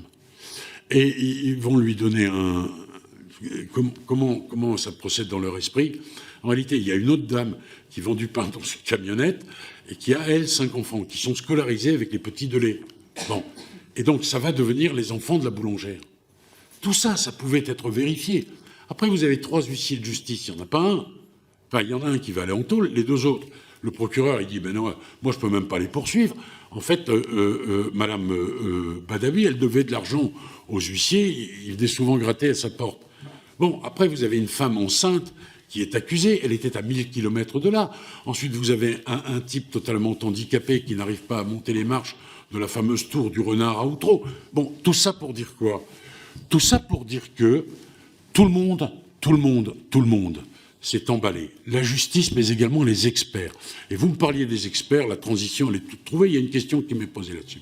Ce qu'ont fait beaucoup d'experts à l'époque, pas tous, parce qu'il y a eu quelques experts réservés, c'est n'importe quoi, n'importe comment. C'était une espèce de surenchère. Voilà. Pour être un bon expert, il fallait dire que les enfants disaient la vérité. Et c'est tout le dilemme qui s'est posé ensuite entre crédibilité et d'ailleurs la commission d'enquête. Pardon, ça n'est pas pour diminuer les mérites de la vôtre, mais la commission d'enquête s'est beaucoup penchée sur cette question de la crédibilité et versus de la vérité, et légitimement. C'est-à-dire, Madame la Présidente, ce que je vous exprimais, puis après j'arrête sur ce registre, c'est que à une époque, l'inceste ou l'agression d'un enfant, il fallait le taire et le cacher. Ça existe toujours un peu, mais oui, mais moins qu'autrefois quand même. Non ? Bah, rassurez-moi quand même. Moins qu'autrefois. Bon. Parce que les assos font un boulot extraordinaire, parce qu'il y a tout un tas de choses qui se mettent en place, parce qu'il y a des informations, parce que les gens entendent un certain nombre de choses. Mais à un moment, c'était honteux, enfin, pardon. Non, mais... Vous vouliez répondre, enfin, vous vouliez nous parler de quelque chose. Alors, comme vous n'avez pas tout dit, on ne sait pas de quoi il s'agit. Allez terminer et on va passer la parole aux experts. Ben, on a quand même eu une dame, son nom n'a aucun intérêt, même si je l'ai en mémoire, qui avait importé à elle toute seule une méthode des États-Unis. Les bonnes méthodes, ça vient toujours d'outre-Atlantique, n'est-ce pas? Et il lui suffisait de regarder les clignements d'yeux de l'enfant pour savoir qu'il disait vrai. On a eu, pardon de le dire, des gens qui ont osé raconter ça. Et la justice a donné corps à cela. Et jusqu'au bout du bout, parce qu'après les acquittements, il y a eu un mea culpa des autorités politiques, Jacques Chirac, Dominique de Villepin, qui était à l'époque Premier ministre. Bon. Mais il y a un syndicat de magistrats qui n'a jamais accepté les acquittements, qui les a remis en cause. Et c'est tellement vrai d'ailleurs que un jeune mineur est retourné devant la cour d'assises des mineurs. Il avait été acquitté, mais sa prévention couvrait à la fois sa majorité et sa minorité. Donc on l'a renvoyé à Rennes pour un 3e procès. Et l'avocat général a dit, mais il n'y a rien dans le dossier contre lui, je suis obligé évidemment de requérir un acquittement. Et c'est tellement vrai que les avocats d'ailleurs, de tous les autres, avaient décidé de venir. On était tous venus et nous n'avions pas plaidé. On s'était levé, on avait fait une minute de silence. Bon voilà, tout ça pour vous dire, circonspection. Alors moi quand je dis ça, qu'on entende bien mon propos, je ne suis pas contre le fait qu'on condamne, et lourdement d'ailleurs, des auteurs de ces agressions. J'ai d'ailleurs renforcé les pénalités, qu'il m'en soit donné acte. Et j'ai fait en sorte que les moins de 15 ans, victimes, il n'y ait plus un type qui puisse dire il était d'accord, le discours de Matzneff, c'est pas le mien. Et je le trouve dégueulasse. Et d'ailleurs, ce qui nous avait fait réagir, et moi en particulier, c'était une décision scandaleuse de la cour d'assises qui avait acquitté la gamine, elle avait 12 ans. Vous vous souvenez de ça? C'est monstrueux, cette histoire. Bon, alors après, on a fait 15, bien sûr, l'inceste moins de 18, avec oui, c'est vrai, un amendement qu'on a appelé Roméo et Juliette, et qui d'ailleurs a été voté par le Parlement. Voilà, peut-être pas par Madame la députée ici présente, mais enfin, le Parlement a accepté l'augure de ça. Et je me souviens que Madame Billon avait reçu une lettre, vous savez, c'était la situation où il y avait un écart d'âge qui n'était pas très important, et de gens qui, 30 ans après, étaient encore ensemble. Et alors, ne pas, comment dirais-je, consacrer cet amendement Roméo et Juliette, c'était dire à leurs enfants, parce qu'ils avaient eu des enfants, vos parents sont des criminels. En tous les cas, ils l'ont été. Enfin, c'est un truc de dingo. Donc, cet amendement, il était, de mon point de vue, bienvenu. Voilà. Il y a d'autres choses aussi sur lesquelles je souhaite revenir, c'est la prescription glissante. Ça, c'est une initiative, je n'étais pas le seul, mais c'est aussi une initiative de votre serviteur. Et on a commencé dans la loi Billon, et puis ça a prospéré, et aujourd'hui, ça va concerner des femmes victimes qui ne sont plus des enfants, et dans le cadre d'une relation qui n'est pas forcément une relation incestueuse. Je vais donc passer la parole à mes collègues. Madame la Présidente, oui, on va vous apporter de l'eau, Monsieur le Ministre. Je vais passer la parole à mes collègues. Alors, je vais vous proposer 2 prises de parole de suite, puisque nous sommes nombreux. Je crois que la collègue Marine Hamlet est partie. Ah oui, voilà, je ne voyais pas. Marine Hamlet et ensuite Sandrine Lalanne dans la foulée. Merci.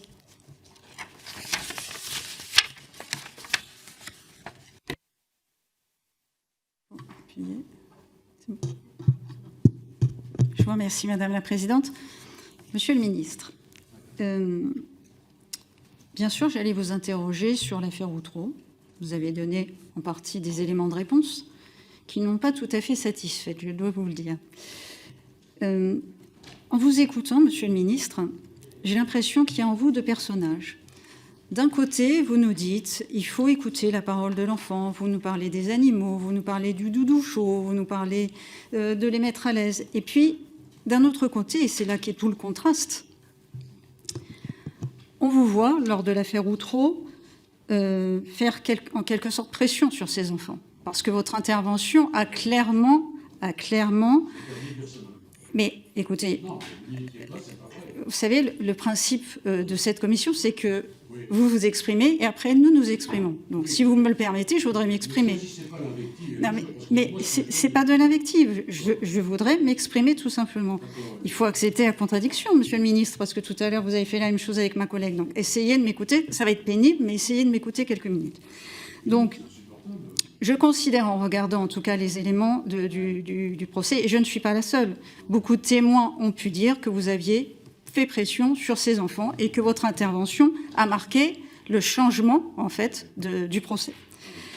D'ailleurs, on vous a donné ce surnom qui est assez évocateur, d'ogre du Nord. Donc, c'est pas moi qui vous l'ai donné. Hein.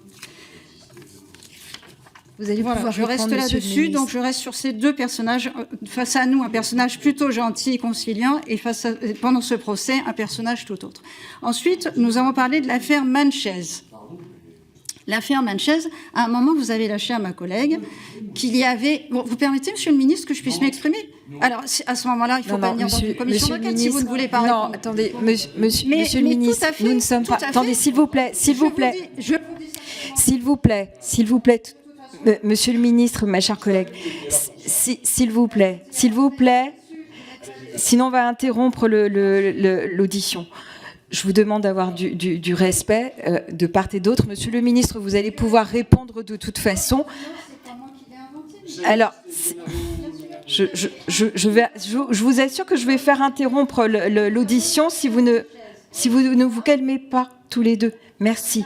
Donc, Monsieur le ministre, vous allez pouvoir répondre. Laissez-la terminer ses propos. Effectivement, ce ne sont pas ses propos, elle les reprend. Mais merci de mesurer. Allez-y.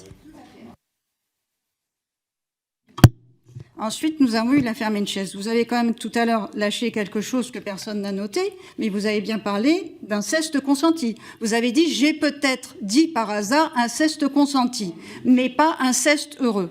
D'accord. Ensuite, je voulais vous poser une question sur laquelle vous n'avez pas répondu. Par contre, parlons de la Ciivise, du rapport de la Ciivise. Vous vous êtes réfugié à un moment derrière des pseudo-problèmes de constitutionnalité. Est-ce que vous pourriez nous en dire un petit peu plus sur l'imprescriptibilité des crimes sexuels? Donc ça, on n'a pas abordé ce sujet.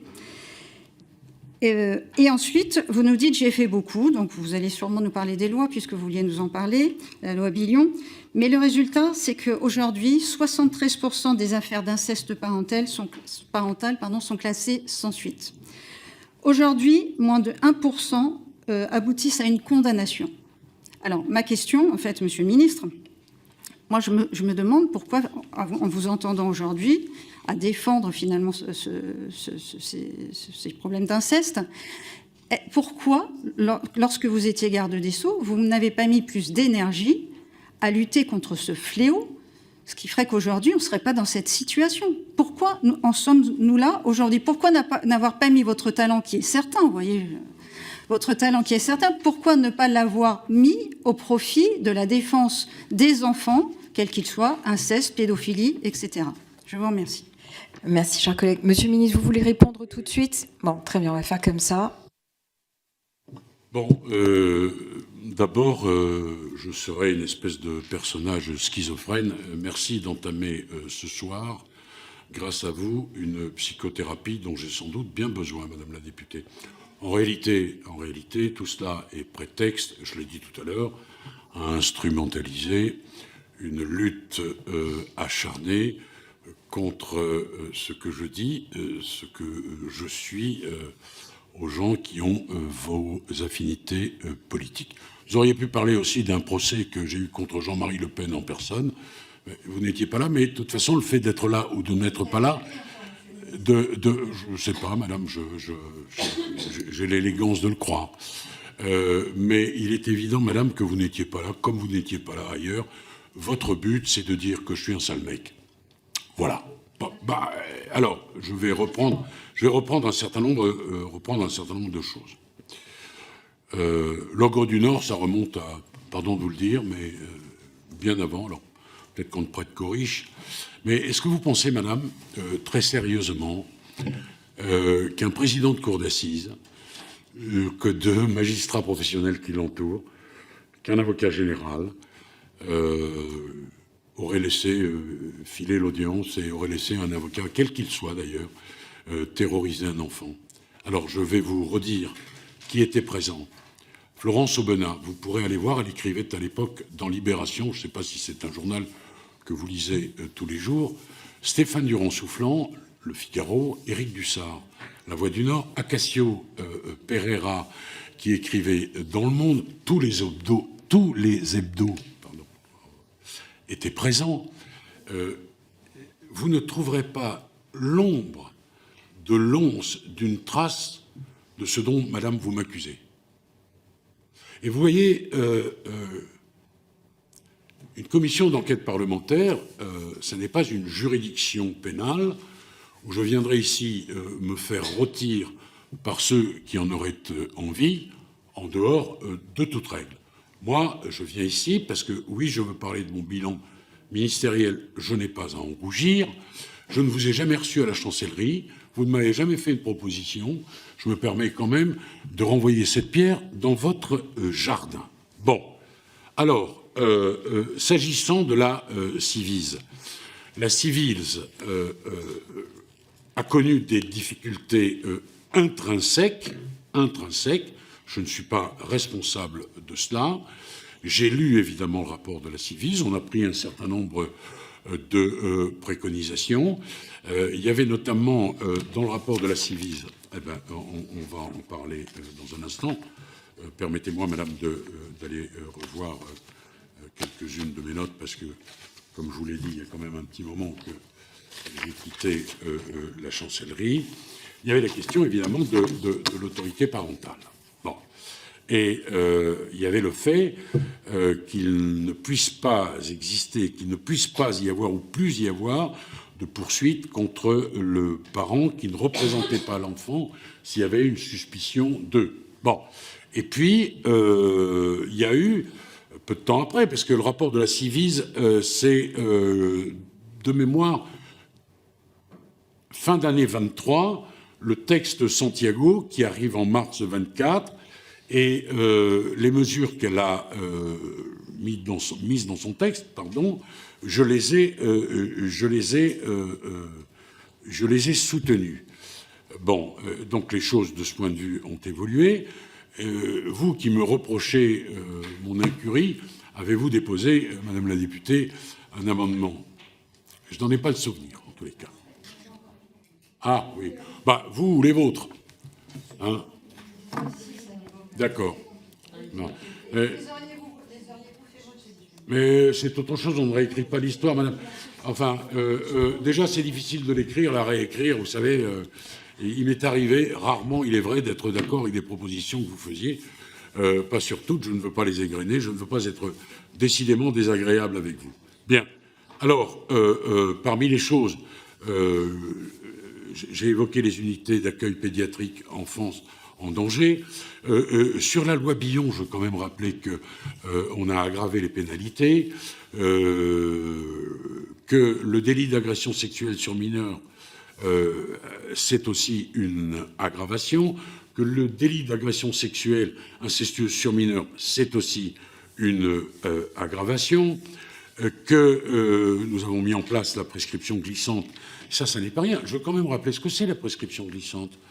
On a pu récupérer, dans le cas de crimes sériels, des prescriptions qui étaient acquises. Et alors, je vais vous donner ma position sur la prescription, parce qu'elle est nuancée.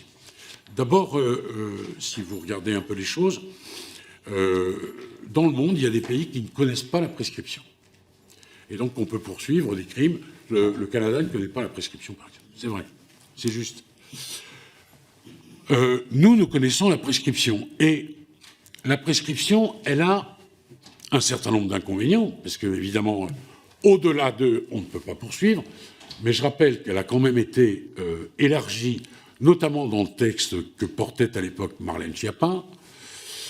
Et alors moi, ma position, c'est une position nuancée, pardon d'être nuancée, mais je revendique cela comme étant une vertu. Pourquoi ? Parce que certaines parties civiles m'ont dit, parce que j'ai reçu beaucoup de monde, vous voyez, qu'elles souhaitaient dire les choses sans devoir affronter un procès. Je l'ai entendu, ça n'est pas la position majoritaire dans les associations, mais ça existe. Et deuxièmement, attention à ce que l'abrogation de la prescription, mais c'est le Parlement qui dira l'avenir, hein, ne génère pas des procès totalement déceptifs. Parce que, pardon de vous dire que un accusé de 90 ans, ouais, non mais... Vous savez pourquoi je souris? Parce que nous avons eu tous les deux cet échange-là le 18 février 2021. Et je vous parlais donc de la prescription, l'imprescriptibilité sur les violences sexuelles faites aux mineurs. Ouais. Vous m'avez dit, vous imaginez un accusé de 80-90 ans arriver à la barre et témoigner. Bon. Je vous avais répondu oui, j'imagine bien. Et ensuite, vous m'aviez parlé de ces parents qui perdaient un enfant qui avait été tué, et que cela n'aurait pas l'imprescriptibilité. Là, je vous avais répondu quoi? Puisque vous vous en souvenez? Non, je ne me souviens pas de ce que je vous avais dit que j'étais parfaitement pour l'imprescriptibilité sur l'ensemble des crimes commis sur les mineurs. Compris, ce n'est pas... Et le garde des Sceaux, Gérald Darmanin, aujourd'hui le propose, soutient. Oui, écoutez... Donc, je vous en prie, continuez vos propos. Ce n'est pas Éric Dupond-Moretti, ça ne vous a pas échappé. Non, pas du tout. D'accord. Il a droit d'avoir une position, il est pour les peines planchées, mais il est pour l'abrogation. Vous étiez dans l'exemple de la... Voilà, vous étiez dans l'exemple donc de cet homme de 90 ans qui arriverait à la barre. Oui, allez-y. Oui, mais c'est pas un hasard si je l'ai repris, parce que je sais que c'est ensemble, notamment, nous avons parlé de ça. Moi, pour vous dire les choses, parce que je veux m'inscrire dans une réflexion nuancée, je ne suis pas un ayatollah absolument contre l'imprescriptibilité. Je dis que déjà, elle a bougé beaucoup. Et il est vrai que nous aurons des situations, que vous le vouliez ou non, où, déjà, on parlait de preuves parfois qui ne sont pas consistantes, mais qui vont, avec le temps, s'effilocher. Et on aura des procès pour lesquels on a attendu 40 ans, qui donneront, évidemment, des acquittements. Et ce sera beaucoup plus déceptif pour la victime, qui aura attendu tout ce temps, puis finalement, après 40 ans, qui dit « Ah, je veux quand même y aller, je veux un procès ». Et ce n'est pas illégitime que de le vouloir. Entendez bien ce que je dis, parce qu'il est des choses qui ne se referment évidemment jamais. L'idée de la prescription, quand on regarde le droit romain, par exemple, c'est l'idée que le temps peut aplanir un certain nombre de difficultés. Mais là, on est dans une situation dont je sais qu'elle est spécifique. D'abord parce que il faut un temps fou pour révéler les choses. Et ça déjà, ça change. Un meurtre, vous avez factuellement, si j'ose dire, un cadavre. Mais j'entends tout ça. Et je dis, attention, parce que, vous savez, s'affranchir de règles, je l'ai dit tout à l'heure, qui sont des règles cardinales. Alors, je ne dis pas que la prescription est une règle cardinale, mais pour le moment, elle existe dans notre droit. Mais s'affranchir d'un certain nombre de règles, au nom d'une cause, aussi noble soit-elle, attention, parce qu'on est, je l'ai remarqué, moi, toujours dans une demande de surenchère. Et il faut faire attention à ce que finalement, en bout de course, ce qui a été voté pour des raisons humanistes ne se retourne pas ensuite et ne protège pas les victimes, ce qui est le but quand même d'origine. Sur la prescription glissante, moi j'étais beaucoup plus nuancé parce que j'avais vécu un procès dans lequel une affaire n'était pas prescrite, les autres l'étaient. Alors évidemment, la victime du fait non prescrit venait à la barre, elle était une victime, et ensuite elle va obtenir une indemnisation, une condamnation à des dommages et intérêts. Et puis les autres sont là, elles ont vécu exactement la même chose. Elle racontait, c'était très troublant parce qu'elle racontait, pardon de rentrer dans ce détail, mais ça m'avait beaucoup marqué, l'odeur de l'agresseur. Toutes. Et donc évidemment, elles avaient vécu la même chose. Mais il y en a une qui était consacrée comme une victime, les autres pas.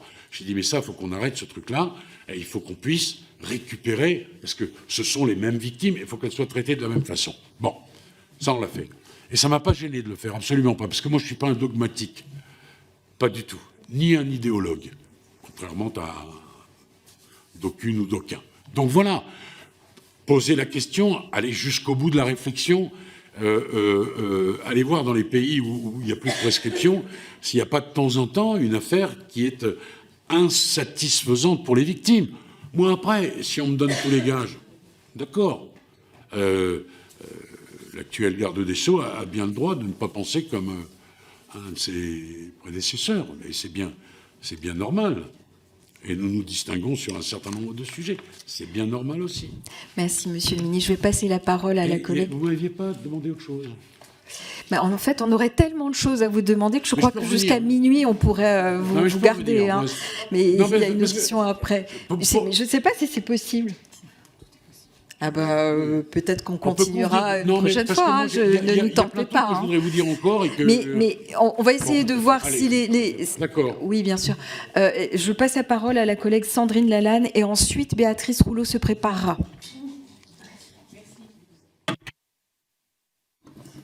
Merci Madame la Présidente, Monsieur le Ministre. Donc moi je vais reprendre un peu le constat de ma collègue, néanmoins je vais ouvrir la question. Donc en constat quand même, aujourd'hui en 2026 en France, on en est toujours à un enfant sur 10 est victime d'inceste parental ou familial, avec les chiffres qui nous reviennent, c'est à peu près 3% des plaintes environ qui aboutissent à une condamnation et pratiquement la totalité des dépôts de plaintes classées. Et au fil des auditions, on est tous là, on les a tous entendus, que ce soit les avocats, les magistrats, les associations de défense, tous parlent d'un phénomène de masse. Protection de l'enfant, il n'y a pas véritablement, on attend encore l'ordonnance de protection de l'enfant, ni pour les mères protectrices. Comment pouvons-nous encore en être là? Moi, nous, ce qu'on ressent, c'est qu'il y a une absence quand même totale de traitement judiciaire. Monsieur le ministre, nous ressentons qu'il y a tout à construire, du dépôt de plainte jusqu'au jugement. Donc j'ouvre ma question. Monsieur le ministre, quelles seraient, vos préconisations sur toute cette chaîne pour améliorer le traitement judiciaire? Ça, c'est ma première question. Vous voulez qu'on vous réponde? La suite, en fait, c'est effectivement, là, nous revenons souvent sur le sujet de la question probatoire, qui est d'ailleurs la problématique qui revient sans cesse au fil des auditions, parce que dans la plupart des cas, voire dans la quasi-majorité des cas, il n'y a souvent pas de preuve matérielle. Pas de preuve matérielle, c'est vraiment la parole de l'enfant. Et finalement, on s'aperçoit que c'est peut-être pour ça qu'on en est là, parce que oui, la parole de l'enfant, ce n'est pas une preuve matérielle. Sans preuve matérielle, hier, les policiers nous disaient la même chose, finalement, ça va être classé. Et pour le contradictoire, certes, moi je suis complètement d'accord avec vous, effectivement, la justice, bien évidemment, c'est contradictoire. Maintenant, j'ai envie de poser la question, comment faire du contradictoire avec des enfants en bas âge ou très jeunes? Et je reviens sur la parole de l'enfant, et c'est là peut-être, maître, je vais vous interroger et recueillir votre avis, mais comment intégrer la parole de l'enfant comme preuve recevable? Et je dis ça pourquoi? Parce qu'on a aussi beaucoup reçu de pédopsychiatres. Et les enfants, à cet âge-là, sur des sujets comme ça, ces enfants ne mentent pas. Donc voilà, et je pense que si on ne sort pas de ce sujet, de la parole de l'enfant, qui n'est pas une preuve à un moment recevable, nous pourrons aller plus loin dans le traitement judiciaire. Merci, chers collègues. Donc, sur ces questions sur la parole de l'enfant, mais je vais donner la parole aussi à Béatrice Rouleau maintenant. Pourquoi? Parce que, oui, maintenant, parce que nous sommes déjà en retard, en fait. Merci. Madame la Présidente, moi qui avais 4 points. Alors, je vais essayer d'être rapide. Juste, Monsieur le Ministre, avant de poser mes questions, je voulais quand même savoir pourquoi, quand vous avez été ministre, la loi Taquet, qui était quand même assez protectrice des droits de l'enfant, 17 décrets ne sont pas sortis, et notamment l'un d'eux. Alors, non, mais je vais vite parce que. Alors, l'un d'eux, c'est établissait un référentiel pour que justement les experts et les professionnels puissent avoir une base pour se dire que là, il y avait peut-être maltraitance ou etc. Bon, sur ce point. Sur les autres, je vous ai entendu tout à l'heure, vous avez parlé de l'ordonnance de protection, qu'on peut appeler sûreté ou protection, peu importe. Et d'ailleurs, je me ferai un plaisir de vous laisser la proposition de loi que je fais sur ça. Mais vous dites, et c'est ça qui m'agace un peu, parce que je pense qu'on mélange la preuve qui est absolument nécessaire et fondamentale et le respect du contradictoire au procès et les mesures de protection. Quand on a une femme qui est victime de violence, on va avoir un juge, il y a le contradictoire puisque la personne accusée peut avoir son avocat, mais il est un fait qu'en 6 jours, le juge est amené à prendre des mesures de protection. Et en fait, on ne vous parle pas d'autre chose que ça. Quand un enfant dit « j'ai mal, papa m'a fait mal », on ne veut pas condamner le père et lui faire passer 9 ans en prison, comme vous l'avez dit tout à l'heure. Ce qu'on veut juste, c'est se dire que si jamais c'est vrai, et vous l'avez rappelé vous-même, dans 99% des cas c'est vrai, eh bien, on met l'enfant en sécurité, puis après on établira si le père est coupable ou pas, et après on verra ce qu'on fait des droits de garde de l'enfant, mais en attendant, on fait ce qu'on a fait Isabelle Santiago. Ça me permet de revenir très vite sur Isabelle Santiago. On voulait aller plus loin. Moi, j'avais assisté aux auditions à l'époque sur sa PPL, et sa PPL était très bien. Elle voulait que ce soit en cas on suspende dès qu'il y avait une procédure en cas de crime et d'inceste, mais aussi elle voulait en cas de violence de plus de 8 jours. J'étais complètement d'accord avec elle. On a dû céder. Elle a dû céder plutôt. Parce que, voilà, vous savez comment ça se passe. Si elle avait maintenu son désir ça ne passait pas. Donc il vaut mieux petit pas par petit pas. Si je vous le dis, voilà. Elle m'a dit, Béatrice, tu apprendras, il faut pas tout de suite, et voilà, petit pas par petit pas. Donc effectivement, cette loi, un jour, on ira plus loin, mais c'était pour dire tout à l'heure, Isabelle Santiago voulait même aller plus loin dans la protection de l'enfant. Merci, chers collègues, merci. C'est pour aussi tout le monde. Donc, Monsieur le Ministre, sur le contradictoire de la parole de l'enfant comme preuve recevable, les décrets sur la loi Taquet et les mesures de protection par principe de précaution. j'ai commencé par la loi Taquet. Ne peut pas me faire grief à moi de ne pas avoir pris un décret pour un texte que je n'ai pas porté sur les fonds baptismaux. Hein, pardon, mais demander de venir à Adrien Taquet Mais oui, mais d'accord. Mais... Bon, j'aime bien être responsable de tout, moi. Porter tous les péchés du monde, mais enfin, j'étais ministre, d'accord, mais je n'ai pas pris un décret dans le périmètre de l'environnement ou de l'industrie, ou je ne sais pas. Bon, Adrien Taquet était là, et si les décrets n'ont pas été pris, pardonnez-moi de vous dire que je ne suis pas responsable de ça. Hein. Merci pour cette première réponse. Allez-y sur les autres questions, Monsieur le Ministre. Bon. Merci. Après, alors, sur les chiffres, oui, je sais. Moi, je vous en ai donné d'autres. J'espère que vous les avez entendus. Parce que je dois dire que la situation, bon, peut-être pas satisfaisante, et à l'évidence, ça ne l'est pas, mais les choses se sont améliorées. Qu'il s'agisse du nombre de condamnations, qu'il s'agisse du pourcentage de classement sans suite, les viols incestueux, je l'ai déjà dit, je ne vais pas me répéter, les condamnations ont doublé, plus que doublé. Bon, dans une période comprise entre 2017 et 2023. Bien.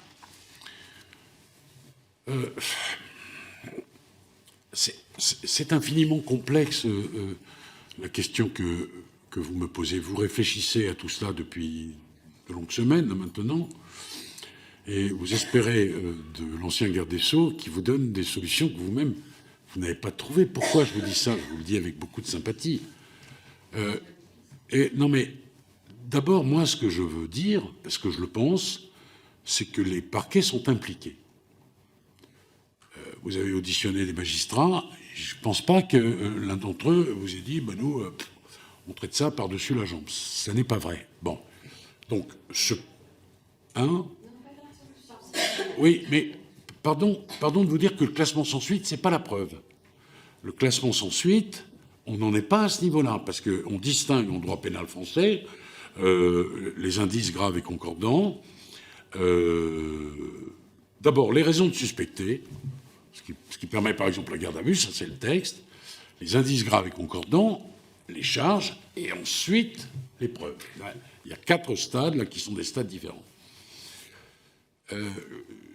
Moi, j'ai presque envie de vous dire, le garde des Sceaux, à part dire qu'il est impliqué, évidemment, pour lutter contre les violences intrafamiliales, quelles qu'elles soient d'ailleurs, je voudrais ajouter ça, pardon, c'est une petite digression, mais elle sera brève. C'est moi qui ai demandé au procureur de considérer les mineurs témoins de violences conjugales de devenir victimes. Car ils étaient considérés comme témoins. Or, ça, c'est pas possible. Le gamin qui voit ça, il est victime. Bon, je ferme cette parenthèse. Et s'agissant de la prescription, on a allongé, ça va vous faire plaisir, Madame la Présidente, pour ceux qui ne dénoncent pas des faits dont ils ont eu connaissance. On a allongé ça pour qu'il y ait davantage d'affaires, bien sûr, portées à la connaissance de la justice. Ensuite,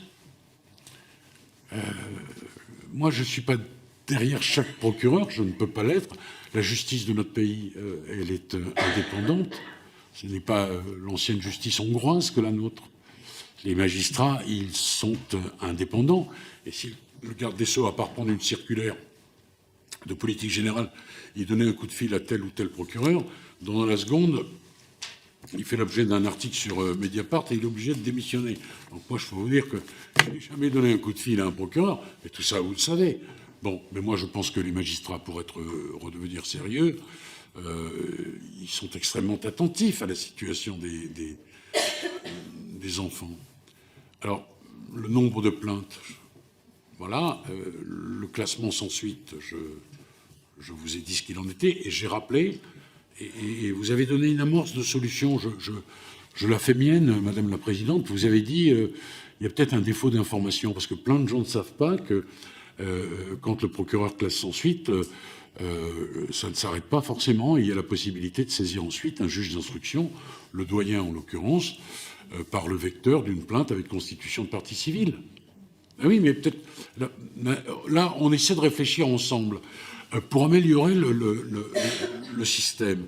Et au fond, je rejoins ce que dit Madame la Présidente. Peut-être que les gens ne sont pas suffisamment informés de cette possibilité qui est offerte. Bon. Je dois dire aussi d'ailleurs sur les mineurs et sur leur accompagnement, parce que ça aussi, ça peut intéresser, comment dirais-je, la parole qui sera celle de l'enfant et le sentiment d'être soutenu.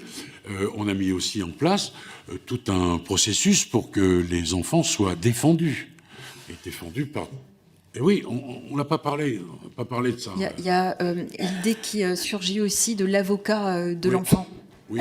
Si vous avez une idée sur ce sujet aussi. Ben, moi, je pense que tout ce qui protège l'enfant, tout ce qui le met...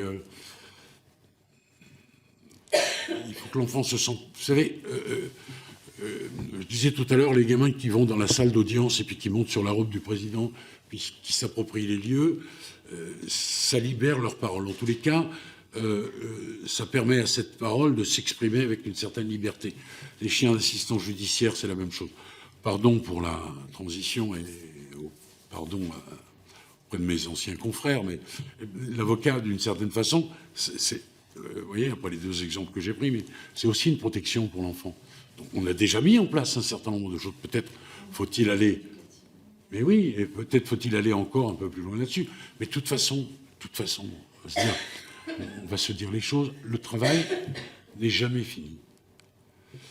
Moi, je n'entends pas que l'on puisse dire que rien n'a été fait, parce que ça, c'est nihilisme total. Ça, c'est le plateau des chaînes, certaines chaînes d'information continue. Il n'y a qu'à qu'on faudrait rien fait, etc. Ça, je réfute. En même temps, dire tout a été fait, non plus, ça n'est pas acceptable. Parce que si tout avait été fait, ben, on ne serait pas là en train de se creuser la tête. Mais au rang des choses, oui, informer la victime d'une possible saisine du doyen des juges d'instruction. Et la parole de l'enfant comme preuve recevable. Et oui, le sujet est complexe. D'abord, vous savez bien que parfois la parole de l'enfant suffit à condamner. Parce qu'il n'y a pas que la parole de l'enfant. Ça n'existe pas, ça. Il y a la parole de l'enfant, puis il y a la parole à côté de celui qui soit reconnaît les faits. Ça facilite les choses pour une condamnation. Soit les dit. Mais il y a mille façons de nier, Madame la Présidente.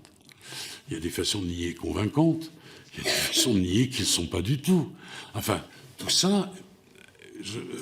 comment je peux vous exprimer ça? Mais vous m'avez beaucoup interrogé sur mon passé d'avocat, mais tout ça, c'est du cas par cas, d'une certaine façon. Il ne faut pas le perdre de vue.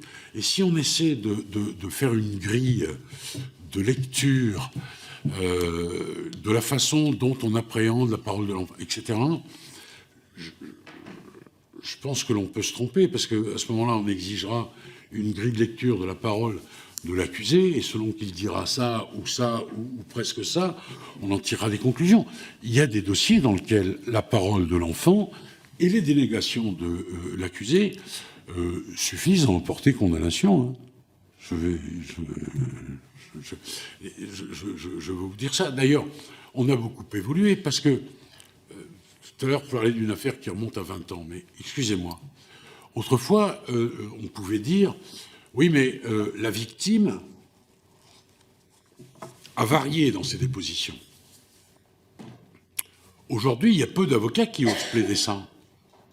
Pourquoi? Parce que nous savons que la mémoire redevient effective petit à petit. Et que, au fond, le fait qu'il n'y ait pas plusieurs dépositions parfaitement identiques peut être le signe, moi je suis très prudent, de l'authenticité de la déposition, ou des dépositions. De la dissociation. Bien sûr. Parce que, alors on peut tout dire, on peut dire oui mais c'est tellement cohérent que c'est vrai, mais en face on peut dire non mais c'est tellement cohérent que c'est un mensonge, c'est très bien. Et sur des dépositions divergentes, on peut dire les mêmes choses, sauf qu'autrefois, les divergences l'emportaient parfois sur la réflexion à laquelle on se livre aujourd'hui pour dire mais attention, parce que y a une mémoire qui revient, mais qui revient de façon graduée. Voilà comment les choses peuvent changer. Je disais tout à l'heure à propos d'une affaire sur laquelle on m'a beaucoup interrogé, ça remonte à 20 ans, mais c'est vrai, et les réflexes ne sont plus du tout les mêmes. Et heureusement, d'ailleurs. Et les connaissances scientifiques et neuroscientifiques en particulier. Bien sûr. Je vais donner la parole à deux collègues, Catherine Ibled et ensuite Arnaud Bonnet. Merci, Madame la Présidente. Voilà. Donc, merci, Madame la Présidente. Monsieur le Ministre, tout à l'heure, vous avez illustré une affaire où il y avait eu erreur judiciaire et vous avez mis en avant le fait qu'il fallait protéger aussi les personnes qui pouvaient être accusées à tort. Et il n'y a pas de problème, et vous avez même dit que c'était un procès qui avait été révisé et que sont rares les procès qui ont été révisés. Vous avez été ministre, vous avez été avocat à la fois de victimes, mais aussi avocat d'agresseurs. Voilà, donc vous avez une vision qui est très, très globale. Alors moi, j'ai une question. On fait en sorte de protéger les personnes qui pourraient être accusées à tort, et c'est tout à fait normal. Comment aujourd'hui, c'est revenu dans toutes nos auditions, comment aujourd'hui fait-on pour protéger les enfants de leur agresseur? Un enfant aujourd'hui qui parle, en général, il reste avec son agresseur parce qu'en fait, pendant un certain temps, puisqu'en fait, la procédure prend plusieurs mois, voire plusieurs années, l'enfant reste dans la famille, puisque là on parle d'inceste familial. Voilà, comment on peut faire pour que la justice, l'essentiel aujourd'hui c'est de protéger l'enfant, comment on fait, comment on peut mettre en place un système pour faire en sorte que l'enfant soit protégé. Le ministre actuel va mettre en place, ou en tout cas l'ordonnance de protection. Voilà, quelle est votre position et éventuellement vos propositions? C'est essentiel dans tout le débat qui nous anime aujourd'hui sur le sujet de l'inceste.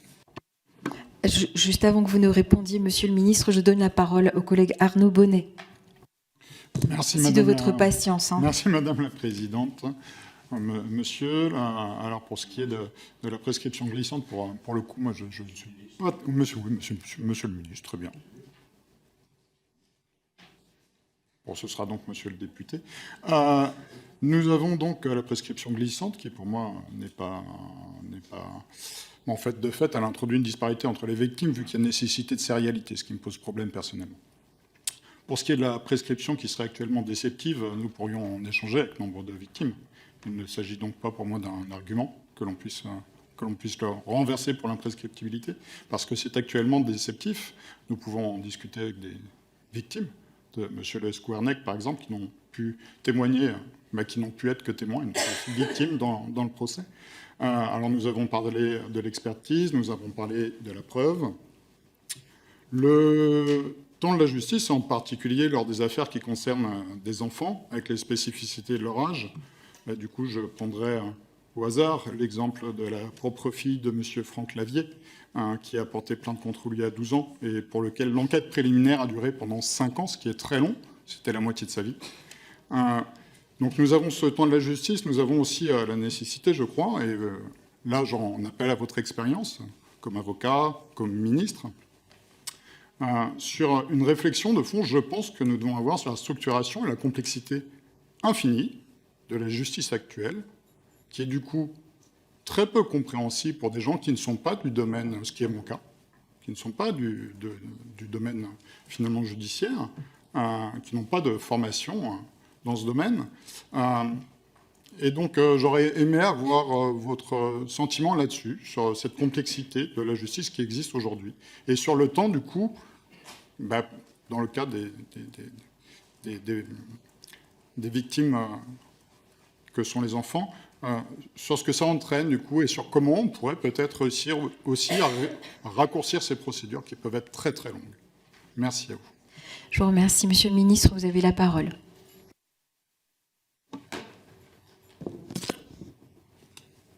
Eh bien, Madame la députée, comment on protège les enfants? Il y a un certain nombre de dispositions qui ont été prises, notamment sur question de l'autorité parentale et de sa déchéance. Et ce sont des améliorations majeures par rapport à ce qui existait autrefois. Bon, ensuite, vous me dites que l'on prépare maintenant des ordonnances de protection. Moi, je n'y suis pas opposé du tout. Et je n'ai pas manifesté à l'encontre de cette idée quelques réticences. Je dis simplement qu'il faut être attentif aussi à ce qu'est le contradictoire et la contradiction. C'est le b.a.-ba de notre fonctionnement judiciaire. Et on ne peut pas, comment dirais-je, s'affranchir de ces règles-là. C'est tout ce que je dis. Bien sûr qu'il est normal qu'on protège un gamin. J'ai cité quelques exemples là,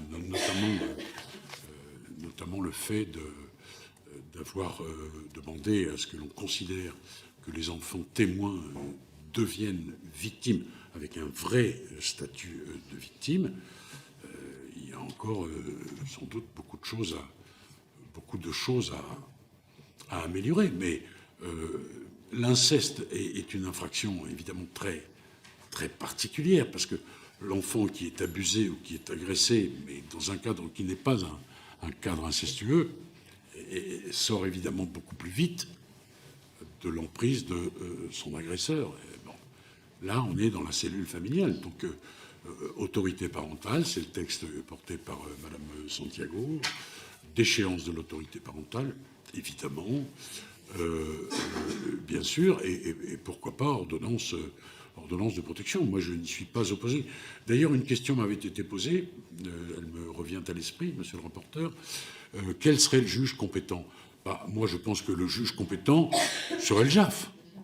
Enfin, en cohérence, c'est ma réponse, mais sans y avoir réfléchi davantage, je pense que ce serait le JAF. Bon. Alors, ensuite, monsieur le député, pardon, vous me faites part de votre réflexion à la fois sur la prescription. Je respecte ce que vous dites. J'ai dit avec beaucoup de précaution, et vous me le concéderez, et une certaine nuance. Attention, parce que l'écueil de l'imprescriptibilité, c'est que ça peut être déceptif.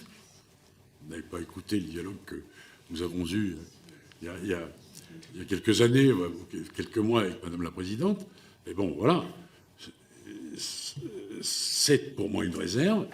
Et puis le fait que certaines victimes ont exprimé, je l'ai entendu, alors j'ai eu la correction de dire que ça n'était pas toutes les associations, loin s'en faut, mais certaines associations expriment l'idée que certaines victimes veulent dire les choses, mais ne veulent pas d'un procès. Bon, après, sont des choix qui sont des choix importants et qui appartiennent bien sûr au Parlement.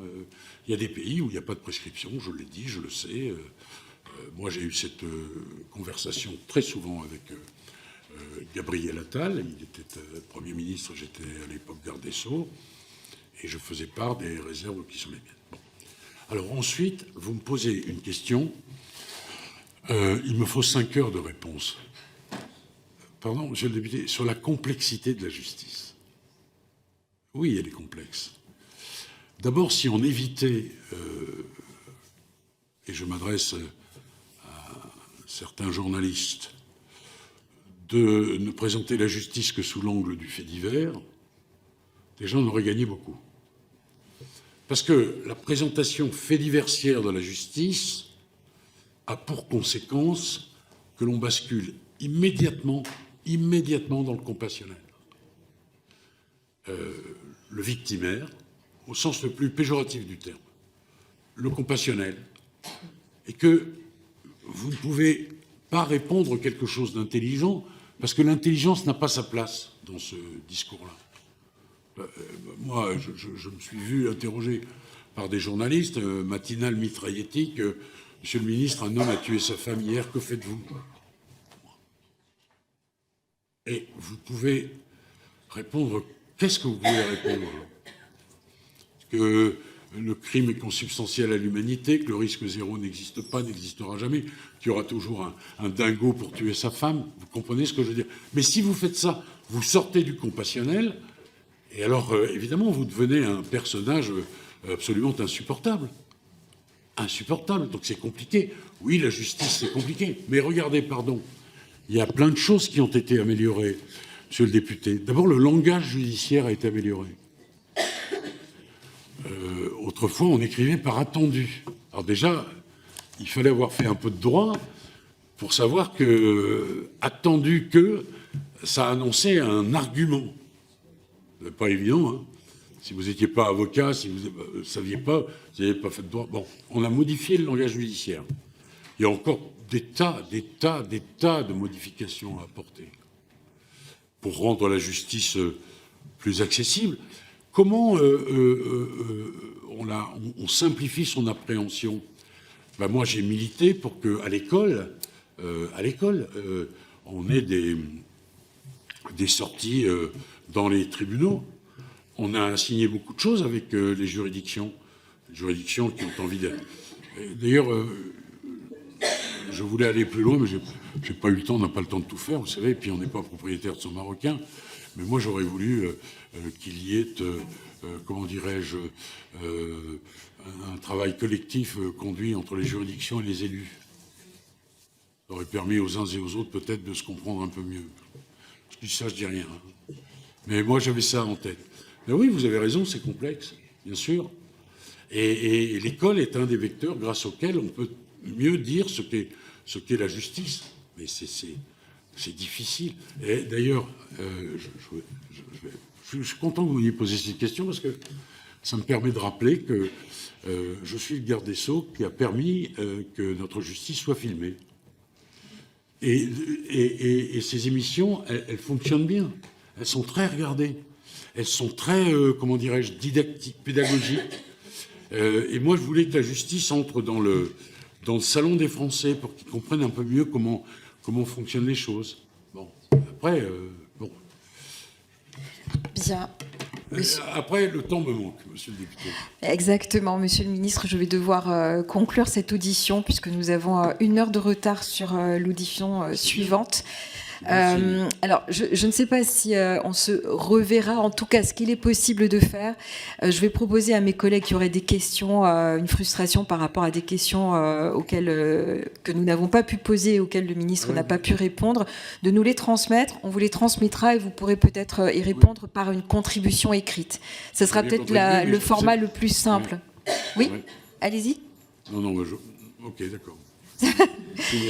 Parce que notre temps est contraint aussi, parce que nous devons terminer les auditions de la commission d'enquête fin mai, en fait. Voilà pourquoi c'est compliqué. Donc, je vais interrompre cette audition. Je vous remercie, monsieur le ministre, de vous être rendu disponible. Merci beaucoup. On va faire une petite interruption de séance de 2 minutes avant d'accueillir nos prochains auditionnés.